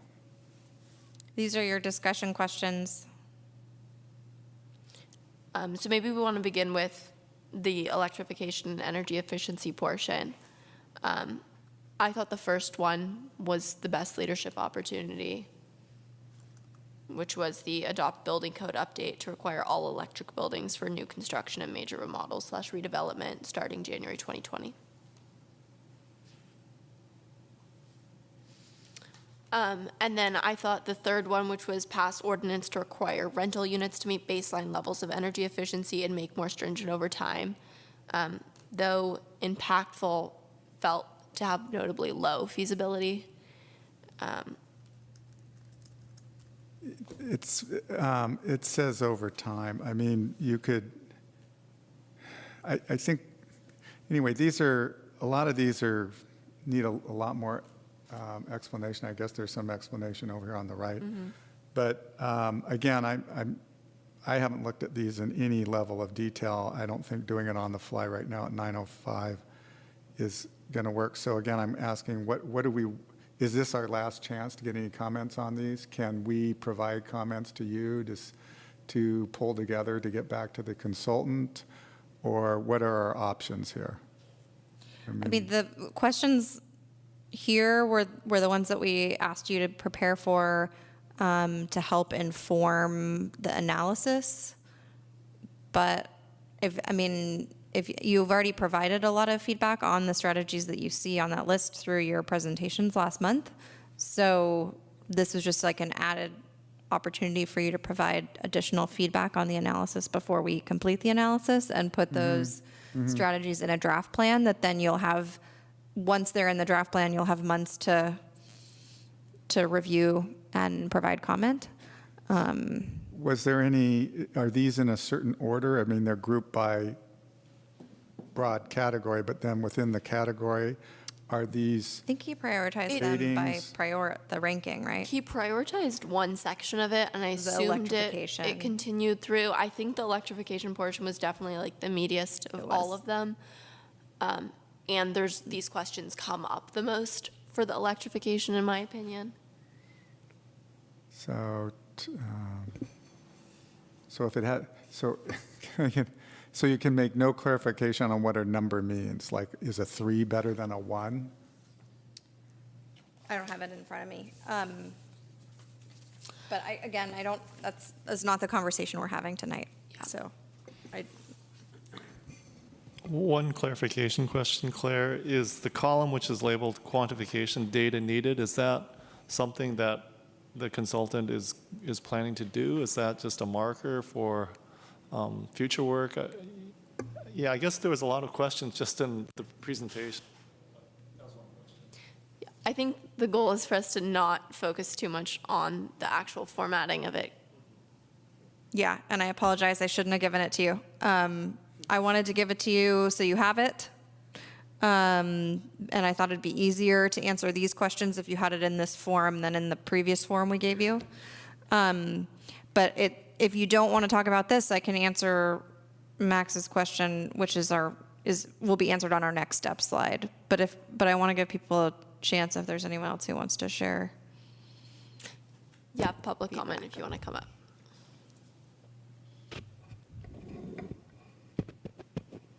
I think so as I understood, I think there's 4 sections of the strategies. They weren't titled that I could see, but that was what I discerned. There was a carbon economy, well as buildings, transportation, carbon economy, and adaptation, I think, if that's right.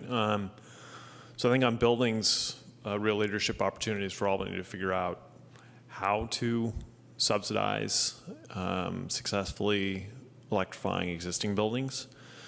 And there's a possible nexus there with the strategy that isn't in there. There's a strategy in there for you restructuring existing utility user taxes, which is a huge leadership opportunity. Albany has already started a movement in that regard that Berkeley and Oakland have joined. Another aspect of that is increasing utility user taxes, either only on natural gas if we can, or on both forms of energy, and then using that money to subsidize or incent going electric when people replace appliances. At the electrification workshop that the Berkeley Energy Commission held the other day, I learned from a woman from Stop Waste who was there, that they're working on midstream incentives for Alameda County, midstream being incenting the contractors to be the vector of education to the owners, because owners, their water heater blows up and they just want a new water heater as fast as possible. So that gave me the feeling that if we were able to adopt a local tax here and then feed that into Stop Waste, that would make it a lot more feasible than trying to implement something just within our city. So I think there's a huge leadership opportunity in figuring out how taxing authority can be used to support and motivate electrification. I guess as long as I'm here, I'll cover some other notes that I had. So natural gas or energy taxes subsidize electrification through Stop Waste ideally, but that's kind of in the details. In terms of notably low feasibility, I think, well, first of all, let me back up and say, I thought it was a great list. I thought there were quite a lot of strategies, but compared to the last cap, I did like that at least they're going to be prioritized. Whereas the last cap, it was just kind of this huge bucket. And I think if you look back, the only thing that Albany really did that really mattered was vote for Brilliant 100, ultimately. I mean, yeah, we did a lot of other stuff, but that's the one, I mean, really that's the one thing that we did that made it so we met our 2020 goal. There was really nothing else that hardly mattered.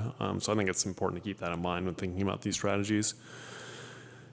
On the permit, instituting permit parking for internal combustion engine vehicles, I thought that was pretty interesting and a huge leadership opportunity. I think it said phase out permitting by 2030, which I took as meaning you can't get a permit to park an internal combustion vehicle on Albany streets as of 2030. I don't think that's feasible. That's basically 10 years away. I think you'd pretty much have revolution on your hand, and I don't see the need to do that, given that the goals that Albany set. So I would think 2045 or something would be more feasible in that. The previous cap was much better on cycling infrastructure. So the only there's measures about talking about taking the parking permit money and using it to build active transportation infrastructure. But in terms of what is actually proposed to be built, as far as I could see, there was only strategies saying every time a street's repaved, paint a cycling lane. Well, painting cycling lanes has been shown to not really bend the curve that much. The last cap had stage 1, stage 2 cycling infrastructure. Stage 1 was implement the active transportation plan we have, which is largely paint-based as it is. And stage 2 was building protected cycling facilities, kind of like what you see along Buchanan and San Pablo. So I would look to the last cap because it was much stronger in that regard. There's discussion of street trees as sequestration, but really they're more adaptation. I mean, the amount of carbon that we store locally in a forest is pretty irrelevant on street trees, but in terms of adaptation, it can do a lot to cool the city and to allow people to motivate people to walk more, use the sidewalks more. A big constraint on the size of Albany's trees is the width of its landscape strips, and the city actually owns quite a bit more property than we tend to perceive based on where this edge of the sidewalk is. So if we moved all the sidewalks to the edge of the city property, we would have vast amount of area for huge trees to go in. So that's a strategy that could be put in, is basically move all sidewalks to the edge of the public property. And on some streets, you'd have a 15-foot landscape strip. Now, people might complain, and there's feasibility questions like, well, I'm losing my front yard. Well, most people would perceive that landscape strip as, in some sense, part of the aesthetics of their front yard and their property. So you're basically just talking about swapping landscaping space.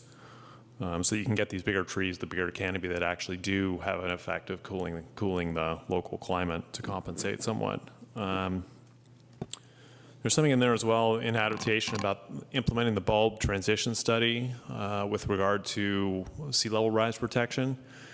And I personally don't see the bulb as worth spending. I mean, I think they estimated it was, to build all the revetments was over $10 million. I don't really see saving the bulb as worth $10 million. I mean, I think, yeah, we do need to deal with sea level rise. I think there's places to spend $10 million to build levees and whatnot, but protecting the bulb is not one of them. So I would remove that and say something like spend, money in critical area to protect critical areas. And thanks for letting me go on. That's the end of my notes. Thank you. I just wanted to say on your first 2 points, they are included in the electrification priority numbers 7 and 8. So we're definitely considering both of those points. Both those utility, okay, I'll go back and look, thanks. Also, you mentioned, I may have misheard something. You mentioned protected bike lanes like on Buchanan and San Pablo. Is that what you said? Well, I said, for example, I would say motorist-separated cycling facilities would be more technically accurate. So any facility that requires people biking to mix with motorists is shown worldwide to not do much to bend the curve in terms of how many people, what percentage of the population will choose to bike.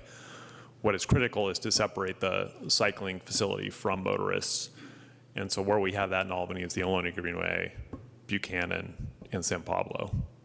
Very short length of San Pablo. Very short length, but hopefully going to get longer. Okay. Yeah. Yeah, I'd like to echo his points about bike infrastructure. The painted bicycles on the asphalt, I've heard it criticized as just paint. So it doesn't really change things on the ground, the way bicycles and cars interact. And the way to really achieve greater ridership, more modal share, people riding to work, riding to stores, everything else is to create protected bike lanes. And in fact, in Albany, the two opportunities for that are San Pablo and Solano Avenue. And San Pablo is a big discussion countywide. Solano is a big discussion citywide. Hopefully, this will come out a little more on Monday. But another point, I'd like to just talk about green building standards. On the Planning and Zoning Committee, I was suggesting as part of our work plan that we look into that, and I was told that it's this committee's purview.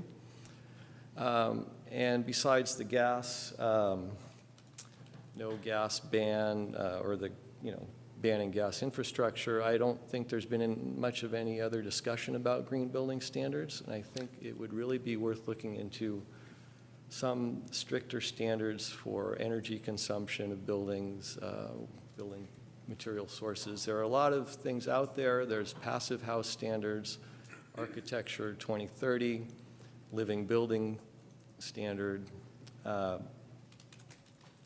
I just think the ball needs to be rolling on that. Whether those are adopted immediately, it's not going to happen. But sometime over the next few years, I think we really need to be looking further at these standards as a way to reduce building energy consumption and creating healthy buildings. So I don't know how you would go about getting that conversation started, but I think this is the place from what I've been told. So somehow we need to get that ball rolling. I've worked in Palo Alto, and you get pages and pages and pages of green building standards that you have to adhere to. And other cities are pretty strict. And if you want to be a leader, this is one way to do it, in a very big way. So adopting some serious green building standards will have a huge impact and provide lots of leadership opportunity. So, Thank you. Are those standards for new construction or for both new and major retrofits? They are for all construction, all types. Different levels, perhaps for remodels. Basically anything that needs a permit then, right? Yeah, there's sometimes levels, 25% of a building being redone, or some threshold where it would trigger, and maybe 50% would trigger 100% compliance, 25% maybe smaller measures. New buildings would have to 100% comply. Recycling standards for demolition, green halo programs that need to be required. you know, there are many, many things that could be done and beyond state building code. And the state building code will be better in January 2020 with renewable energy required. But anyway, so I want to get that in front of you and get the ball rolling somehow. Thank you. Thank you.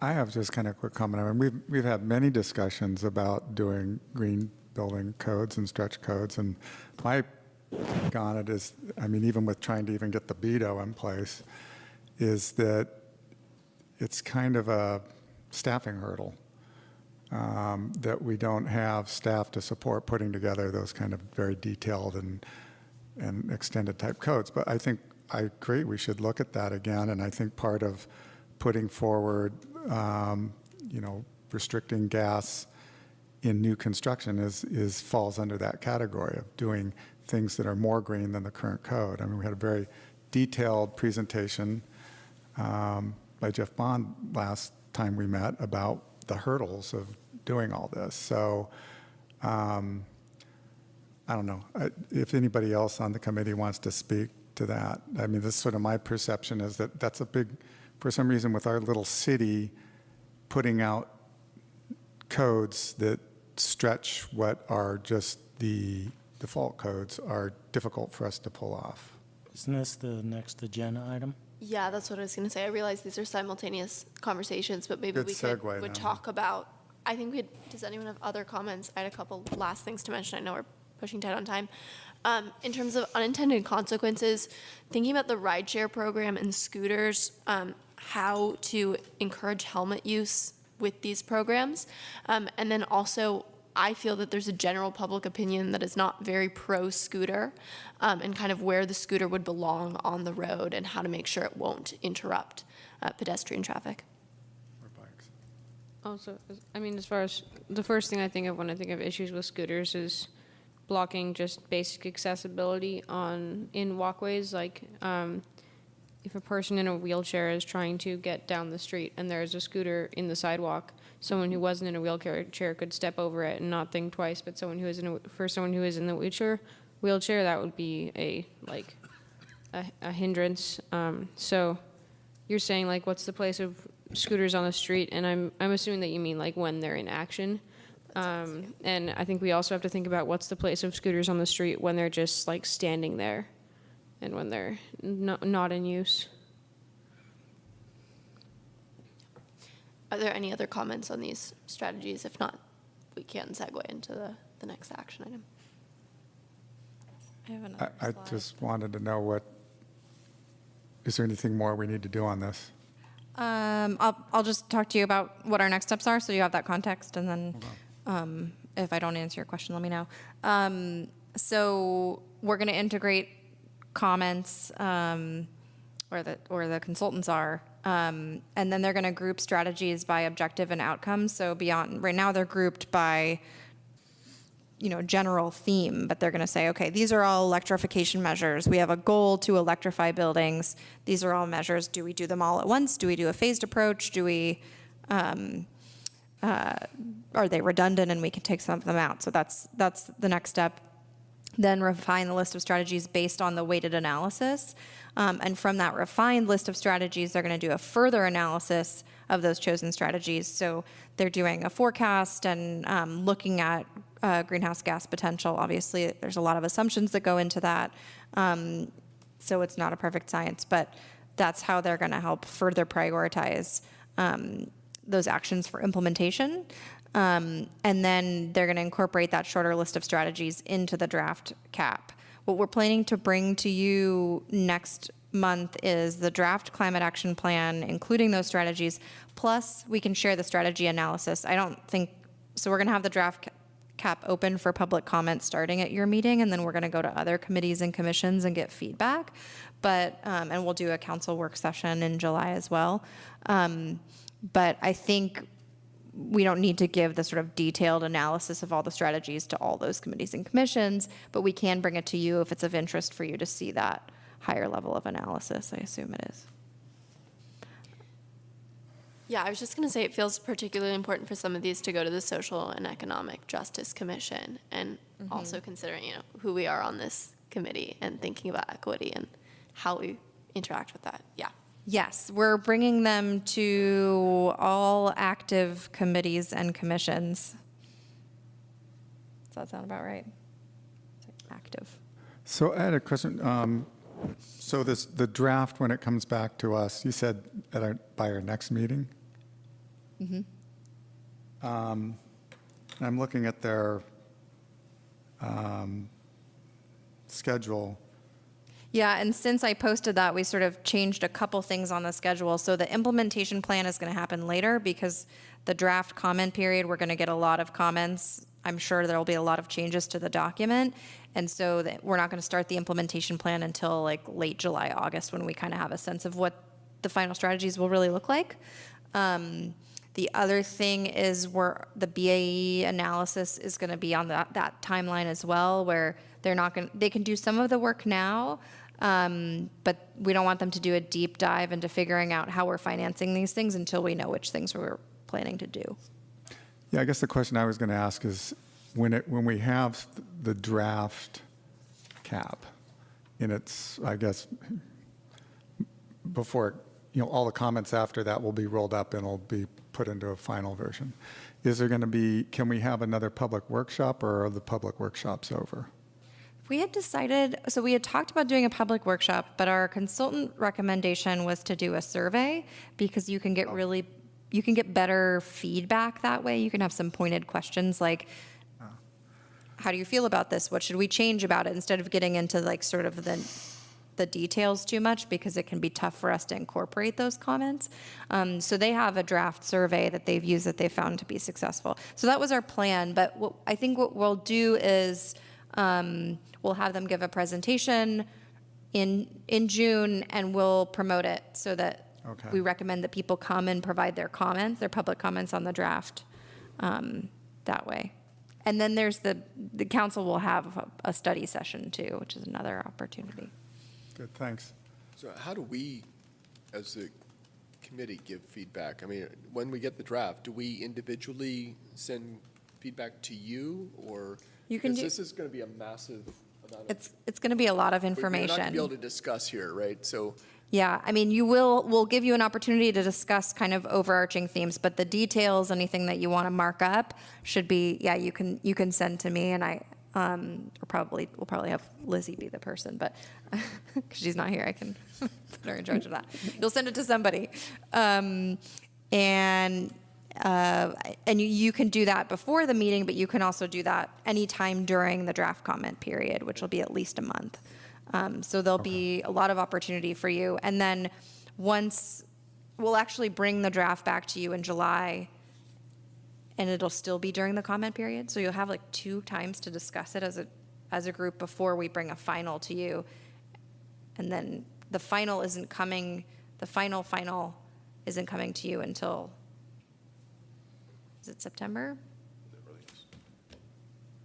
Might be October. Okay. Can't remember. Anyway, you'll have lots of That's chances to look at it. End of September. Yeah, It's the 20. that sounds right. 16th to 20th. Yeah, and then goes to council in October. I'll just miss it. All right, so then Yeah. if we're finished with 6.2, then I guess we can move on to 6.3 at this point, and hopefully we can go through it with reasonable timing, yeah. Yeah, this is a continuation of the discussion that you had at your last meeting. I gave you a presentation on the bureaucratic complexities of building regulations, and a few new pieces of information that are included as potential approaches to dealing with this. The terminology that's often used, including our consultant in the matrix, is adopting building codes to regulate natural gas. And from my perspective, that's probably the least feasible from a legal perspective. But I think there are a lot of other things that we can do, either here in Albany or advocate for at state level to achieve that outcome. So the first 3 bullet points are the advocacy-related pieces of approaching the problem, and we should do this irrespective of everything else. Ideally, the organizations that write codes or our state agencies that take those national codes and modify them for California make those changes, and there's no reason why we can't support that and encourage that. From my presentation last time, I think I tried to summarize the complexities that go with modifying the energy code. The State Energy Commission reviews those changes in detail, and they basically require a feasibility study using some particular methodology, and it's very wonky stuff. I don't understand the technical aspects of the modeling that they have to use by any means, but the bottom line is I'm not hearing of any municipalities that are successfully getting a blanket no natural gas ban out of their feasibility studies. Now, there's a lot of people doing them right now, so maybe something comes out of that. But there's still good things you can do to move towards that ultimate goal.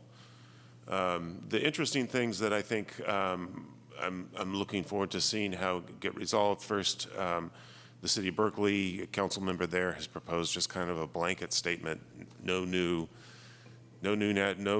natural gas infrastructure in new buildings. How they're going to, the legal foundation for that is not clear to me. And we know from our conversations with city staff in Berkeley, they're researching that. I think there's some, I'm not sure that they've had that breakthrough moment yet, but if they can find that, we would certainly want to use that. Wes Sullins, who was the gentleman from originally from Stop Waste and now with LEED, who gave you a presentation a few months ago, suggested that we look at the new LEED Zero standard. Again, it's not perfect, but it's something that would move a lot of buildings towards an all-electrification approach. And then since your last meeting, we've learned that the city of Sunnyvale, right? Sunnyvale has adopted a planning regulation where they are granting bonuses to development of buildings that do not use natural gas infrastructure. And from my perspective, that's the most interesting and exciting approach for doing something where I think we have a lot more latitude in terms of the legal support to be able to do this. And also, I think it intervenes in the building process at the right time. When people are thinking about their building, they haven't designed it. They're figuring out the massing of it. They certainly haven't gone in and designed the mechanical and utility systems. And that's when you want to say to somebody, oh, by the way, don't put in natural gas. They're not funding it. It's basically somewhat similar to our now aging green building program, which is if you want a city approval for a building, you have to have, you could get, in their case, they're giving a density bonus of 5% more square footage if you do a certain number of things, and an all-electric building is one of those.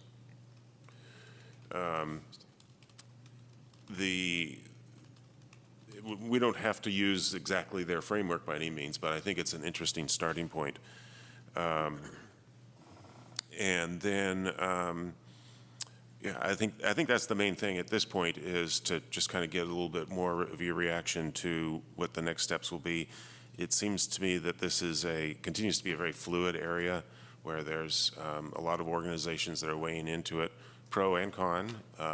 Some of the natural gas providers are starting to organize themselves, as you would expect.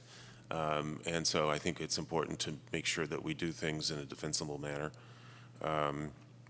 And again, I think our latitude in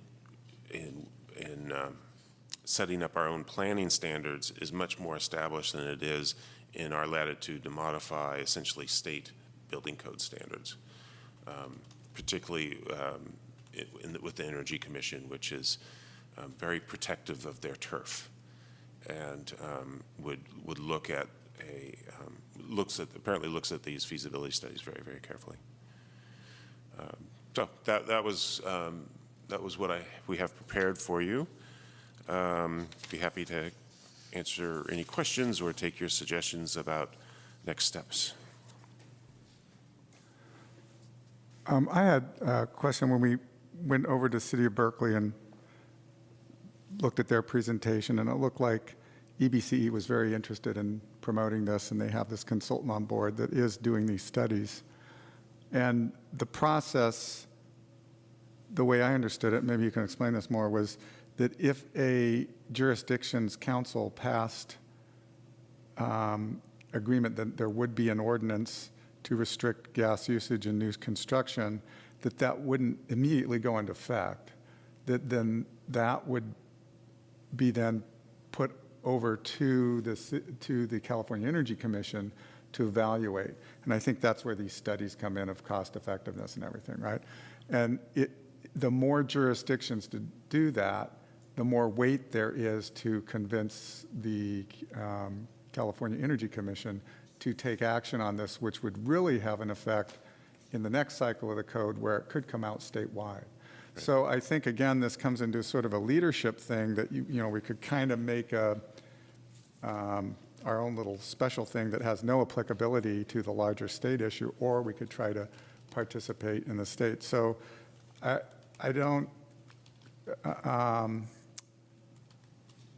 can we find out where EBCE is with TRC and how is there a strategy to do this? It seems like the Berkeley approach is kind of going out on a limb and doesn't really help with getting anything to the California Energy Commission. So I guess my question is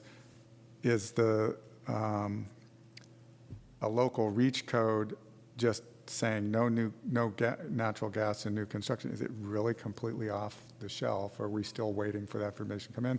There is this sort of deadline of sometime in September for getting something in if it's going to get into the next cycle. I don't know, maybe Preston can speak to this. I thought there was something for getting into the next cycle of the code. Yeah, no, that's kind of a non-issue from my perspective. Codes are updated every 3 years, and by January 1st, the new codes apply to us irrespective of what we do. In December, we'll prepare an ordinance that usually has just some administrative changes to the code to deal with the way the city is every city is organized in a different way, and we each adopt an ordinance to kind of how we administer the code. We can make the changes whenever we're ready to. It would be the sooner the better, because we'd have to, if we adopted a local energy code amendment, we have to do that every time a new energy code is introduced, which is every 3 years. So doing it as soon as possible would be good, but it's not a hard, fast deadline. There was a September deadline that had something to do with getting it to the California Energy Commission. I think, okay, I'm not aware of that. I know that if you wanted to, a lot of cities would tell you there's a September deadline for the city to start to process an ordinance. It takes about 90 days to do an ordinance, so I think maybe that's... Well, no, I think this deadline had something to do that then California Energy Commission would then review it and make a ruling on it before the first of the year so that you could implement it the first of the year with the rest of the codes. And I think the point is you could do that in January of 2020, and it becomes effective in March or something. I don't think that's it. In our case, there aren't that many buildings that are going to be, new buildings that are going to be built that are going to slip through the cracks, if any. I feel that it might be appropriate to create a subcommittee for this, just because I don't think all of us are familiar or comfortable with the material. I don't know if there's committee interest to join that subcommittee. Well, we should make our subcommittees so we've already ended our existing subcommittees, right? There was the building energy one, there was the... Yeah, I think we haven't formally ended them, but I think we're kind of, yeah. Yeah. I think they were like one-time Yeah. subcommittees. Yeah. I'd be more than happy to be on a subcommittee that looked into this and pursued it. And Tom is interested. Nick is interested. Is anybody else? Yeah. Okay. So I'll reach out to the three of you and we can get together. Was that Committee Member Cooper too? Max, Tom, and Nick. And Tom, you're interested, right? Yeah. Okay. With respect to the public comment earlier about updating our planning standards, I think that is something that we'd be interested in. We have our hands full with a lot of different things right now, but I'd like to fit that in. We adopted green building standards more than a decade ago. Building codes have come a long ways, so that now building codes, you kind of automatically comply with those standards. We could either adopt essentially design review standards that reflect some of those green building principles that are not just carbon related. There's things about health and the recyclability of materials and so forth. That's something we could look at. I can't promise immediate action just because of what we have queued up that is also important, but have no resistance to, there's no policy resistance to doing that. It's just a matter of finding the time to do it. And then our applicants just have to, in the planning process, they have to meet, we had a standard, and still on the books, technically the LEED Gold for a new building. That's pretty easy. By today's standards, it's considered relatively easy to get. But we can create a new bar for people to reach for. How come, what about what we did previously with a task force with planning and zoning in our committee? Yeah, that was just turned out to be just a logistical nightmare. We could try to do that again, but it might be better to start with the three of you first, and then reach, maybe kind of travel to different committee or commission meetings rather than to try to get everybody together at one time outside of all the regular meetings. Yeah, and there's the Brown Act hurdle, so. Yeah. Okay. I had another question. I looked briefly at this one from, what was it, Sunnyvale? It seemed really complicated, and it also seemed like there were density increases and coverage and number of units and all this, and I could just see a lot of NIMBYism fight back on that. And what about the idea of just charging a fee? You had a carbon tax. Okay, you want to put gas in? Well, guess what? You have to put 20,000 in the kitty. I mean, what stops us from doing that?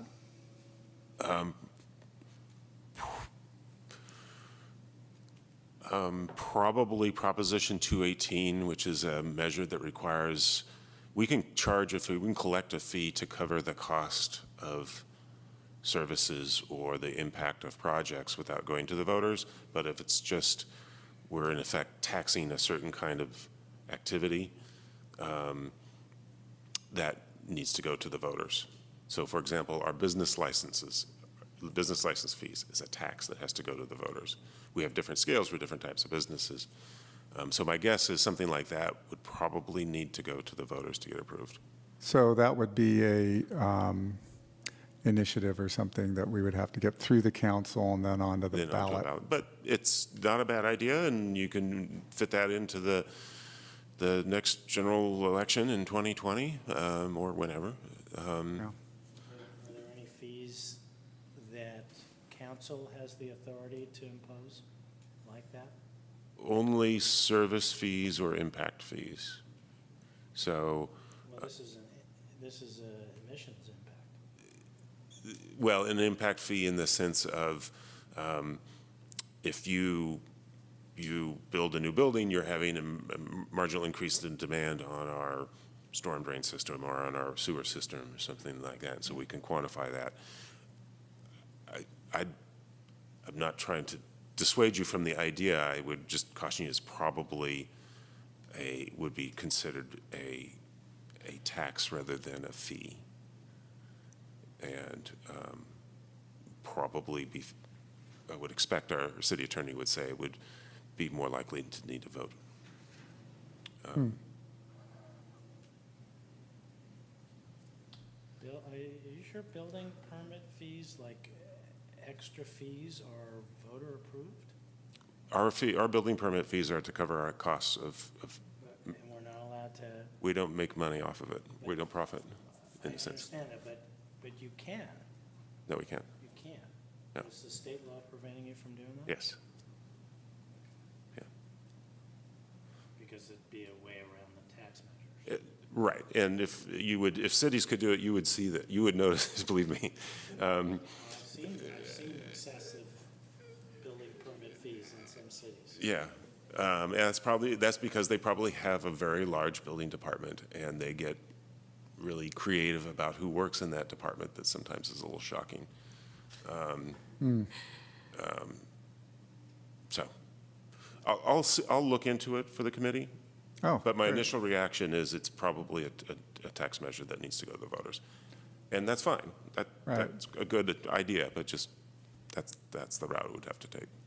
Right, well, and a lot of what the CAP is suggesting is doing, well, there's a utility tax, or there's, some kind of carrot and stick thing where if you do it right, you don't pay as much, but if you do it wrong, you pay, and that helps support the program of promoting the incentives. So if you could come up with that it was self-funding to do that and explain how it works, that might be a way to do it. It'd be a nice complement to a utility tax. Yeah, Yeah. okay, something to look into. And we have an opportunity here for public comment, if you'd like to come up to the mic.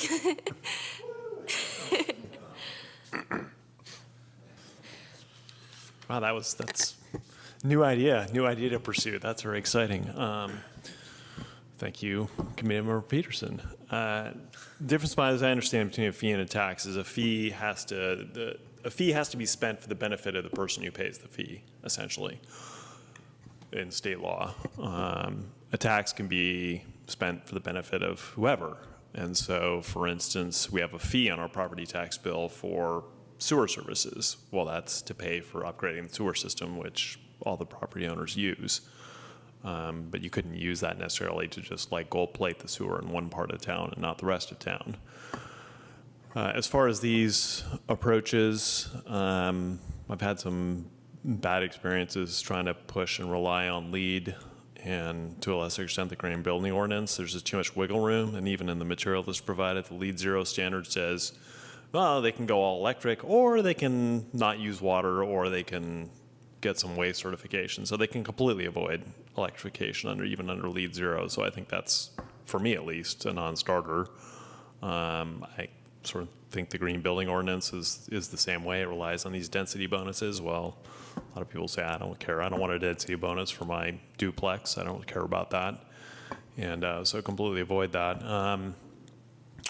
In terms of what the sort of state and national leaders in NRDC and Sierra Club have said would be useful is a local amendment to the energy code to help push the California Energy Commission in the next building standards code. And sorry, I'm trying to remember my terminology from that presentation. The next building standards code update. And they believe that having multiple instances of local jurisdictions that have applied appropriately for the Energy Commission to approve a local ordinance will help make the case within the Energy Commission. These agencies are big. There's some staff that want to do it. There's some that aren't. The more that there are entities outside of the California Energy Commission that are pushing ahead, it will help bolster the perspective and standing of the staff that want to move ahead with this on the next code update. So this, again, goes that leadership weighting factor. I mean, could be a deciding factor. That the leadership opportunity is doing the thing that may be harder and take longer. But that's more the leadership opportunity than doing what Berkeley is doing, which is, we're just going to adopt our own approach that maybe isn't as translatable to other cities and maybe is a little more legally questionable in the end. So that's kind of the ordering that I would look at. And in terms of advocacy, I mean, usually what that amounts to for the city is somebody else puts up a bill and the city council passes a letter on the consent calendar. I haven't ever seen Albany really effectively advocate as a city at the state level. I mean, you would have to get the city council to buy in, and then have actually actively put their back into doing that, because that's not something that you can do because you don't have a relationship to the state legislature directly. And I've never seen that happen before, really, in 25 years.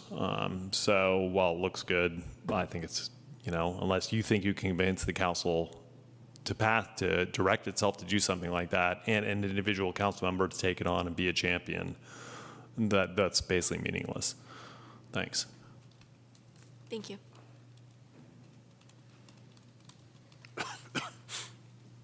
I'd like to just say that I think a blanket approach is much better than a carrot and stick approach, because I think the real goal is just to eliminate fossil fuel use, and once gas meters are in place, it's going to be using fossil fuels, methane, for 20, 30 years until there is some sort of statewide ban on gas. So once the meters are in place, it's too late.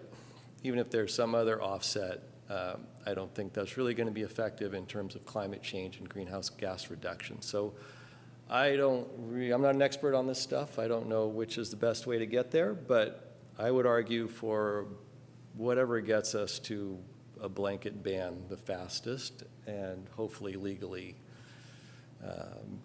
sustainable, it would withstand challenges. But we just don't want the gas use to get started in a new building at all. I think that's the real goal. I'm an architect. We design all-electric houses. It's really easy. The equipment's there. It's harder for larger buildings, for space heating and water heating, but I don't think we have any on the docket at the moment in Albany, so it's going to be a few years before they come along, and the technology has been changing very rapidly in terms of heat pump technology. So I'm confident in a couple of years there will be larger scale applications that will be effective for big buildings. And as the need comes, then the innovation also generally follows. So I wouldn't, be afraid of not having all the technology in place for larger buildings. But again, for small buildings, it's easy. I mean, really easy. And so it works great. I've been doing it, and my clients are happy. We're hitting passive house standards in terms of energy use and other things, and it's all part of a package of building. You reduce loads, the heating equipment gets smaller. It's all to do with insulation levels, air sealing. It's kind of a whole approach to building that is more energy efficient. And so it's not just getting rid of gas use, but there are other complementary measures that need to be adopted.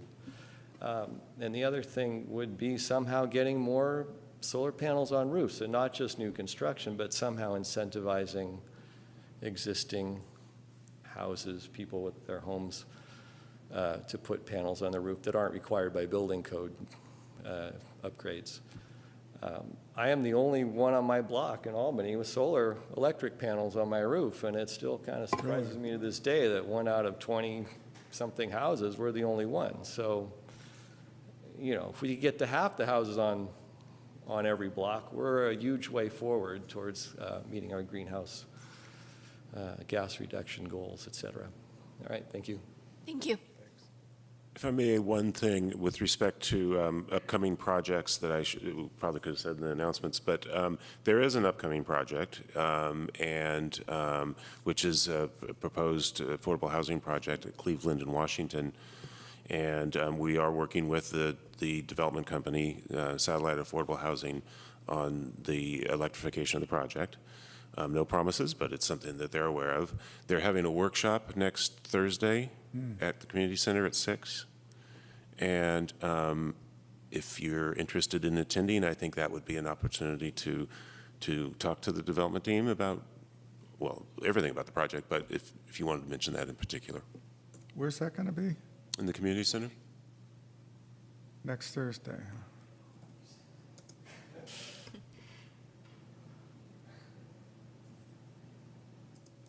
This is an event they're sponsoring. It's not a city event.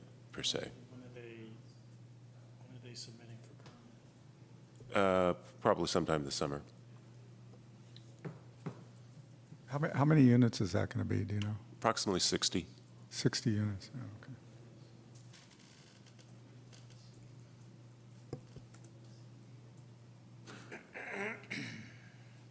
Are there any last comments on this item? And then we can move quickly to future agenda items. It seems like next time we'll be busy with the draft plan. Yes. The main item for your agenda will be the draft plan. A question is if you want to start earlier, like 7 o'clock, just so you don't go till 10. Yeah. Does that work for everybody else? To Sure. start at 7? For next, I believe I'm planning college tours around that time, so I might have to get back to you on how the time is going to work for me, but I can figure it out. Okay. Well, if the majority can make it, you can Yeah. come in later. So. Okay, great. Then that would adjourn our meeting. Okay. 5 minutes before 10, we made it.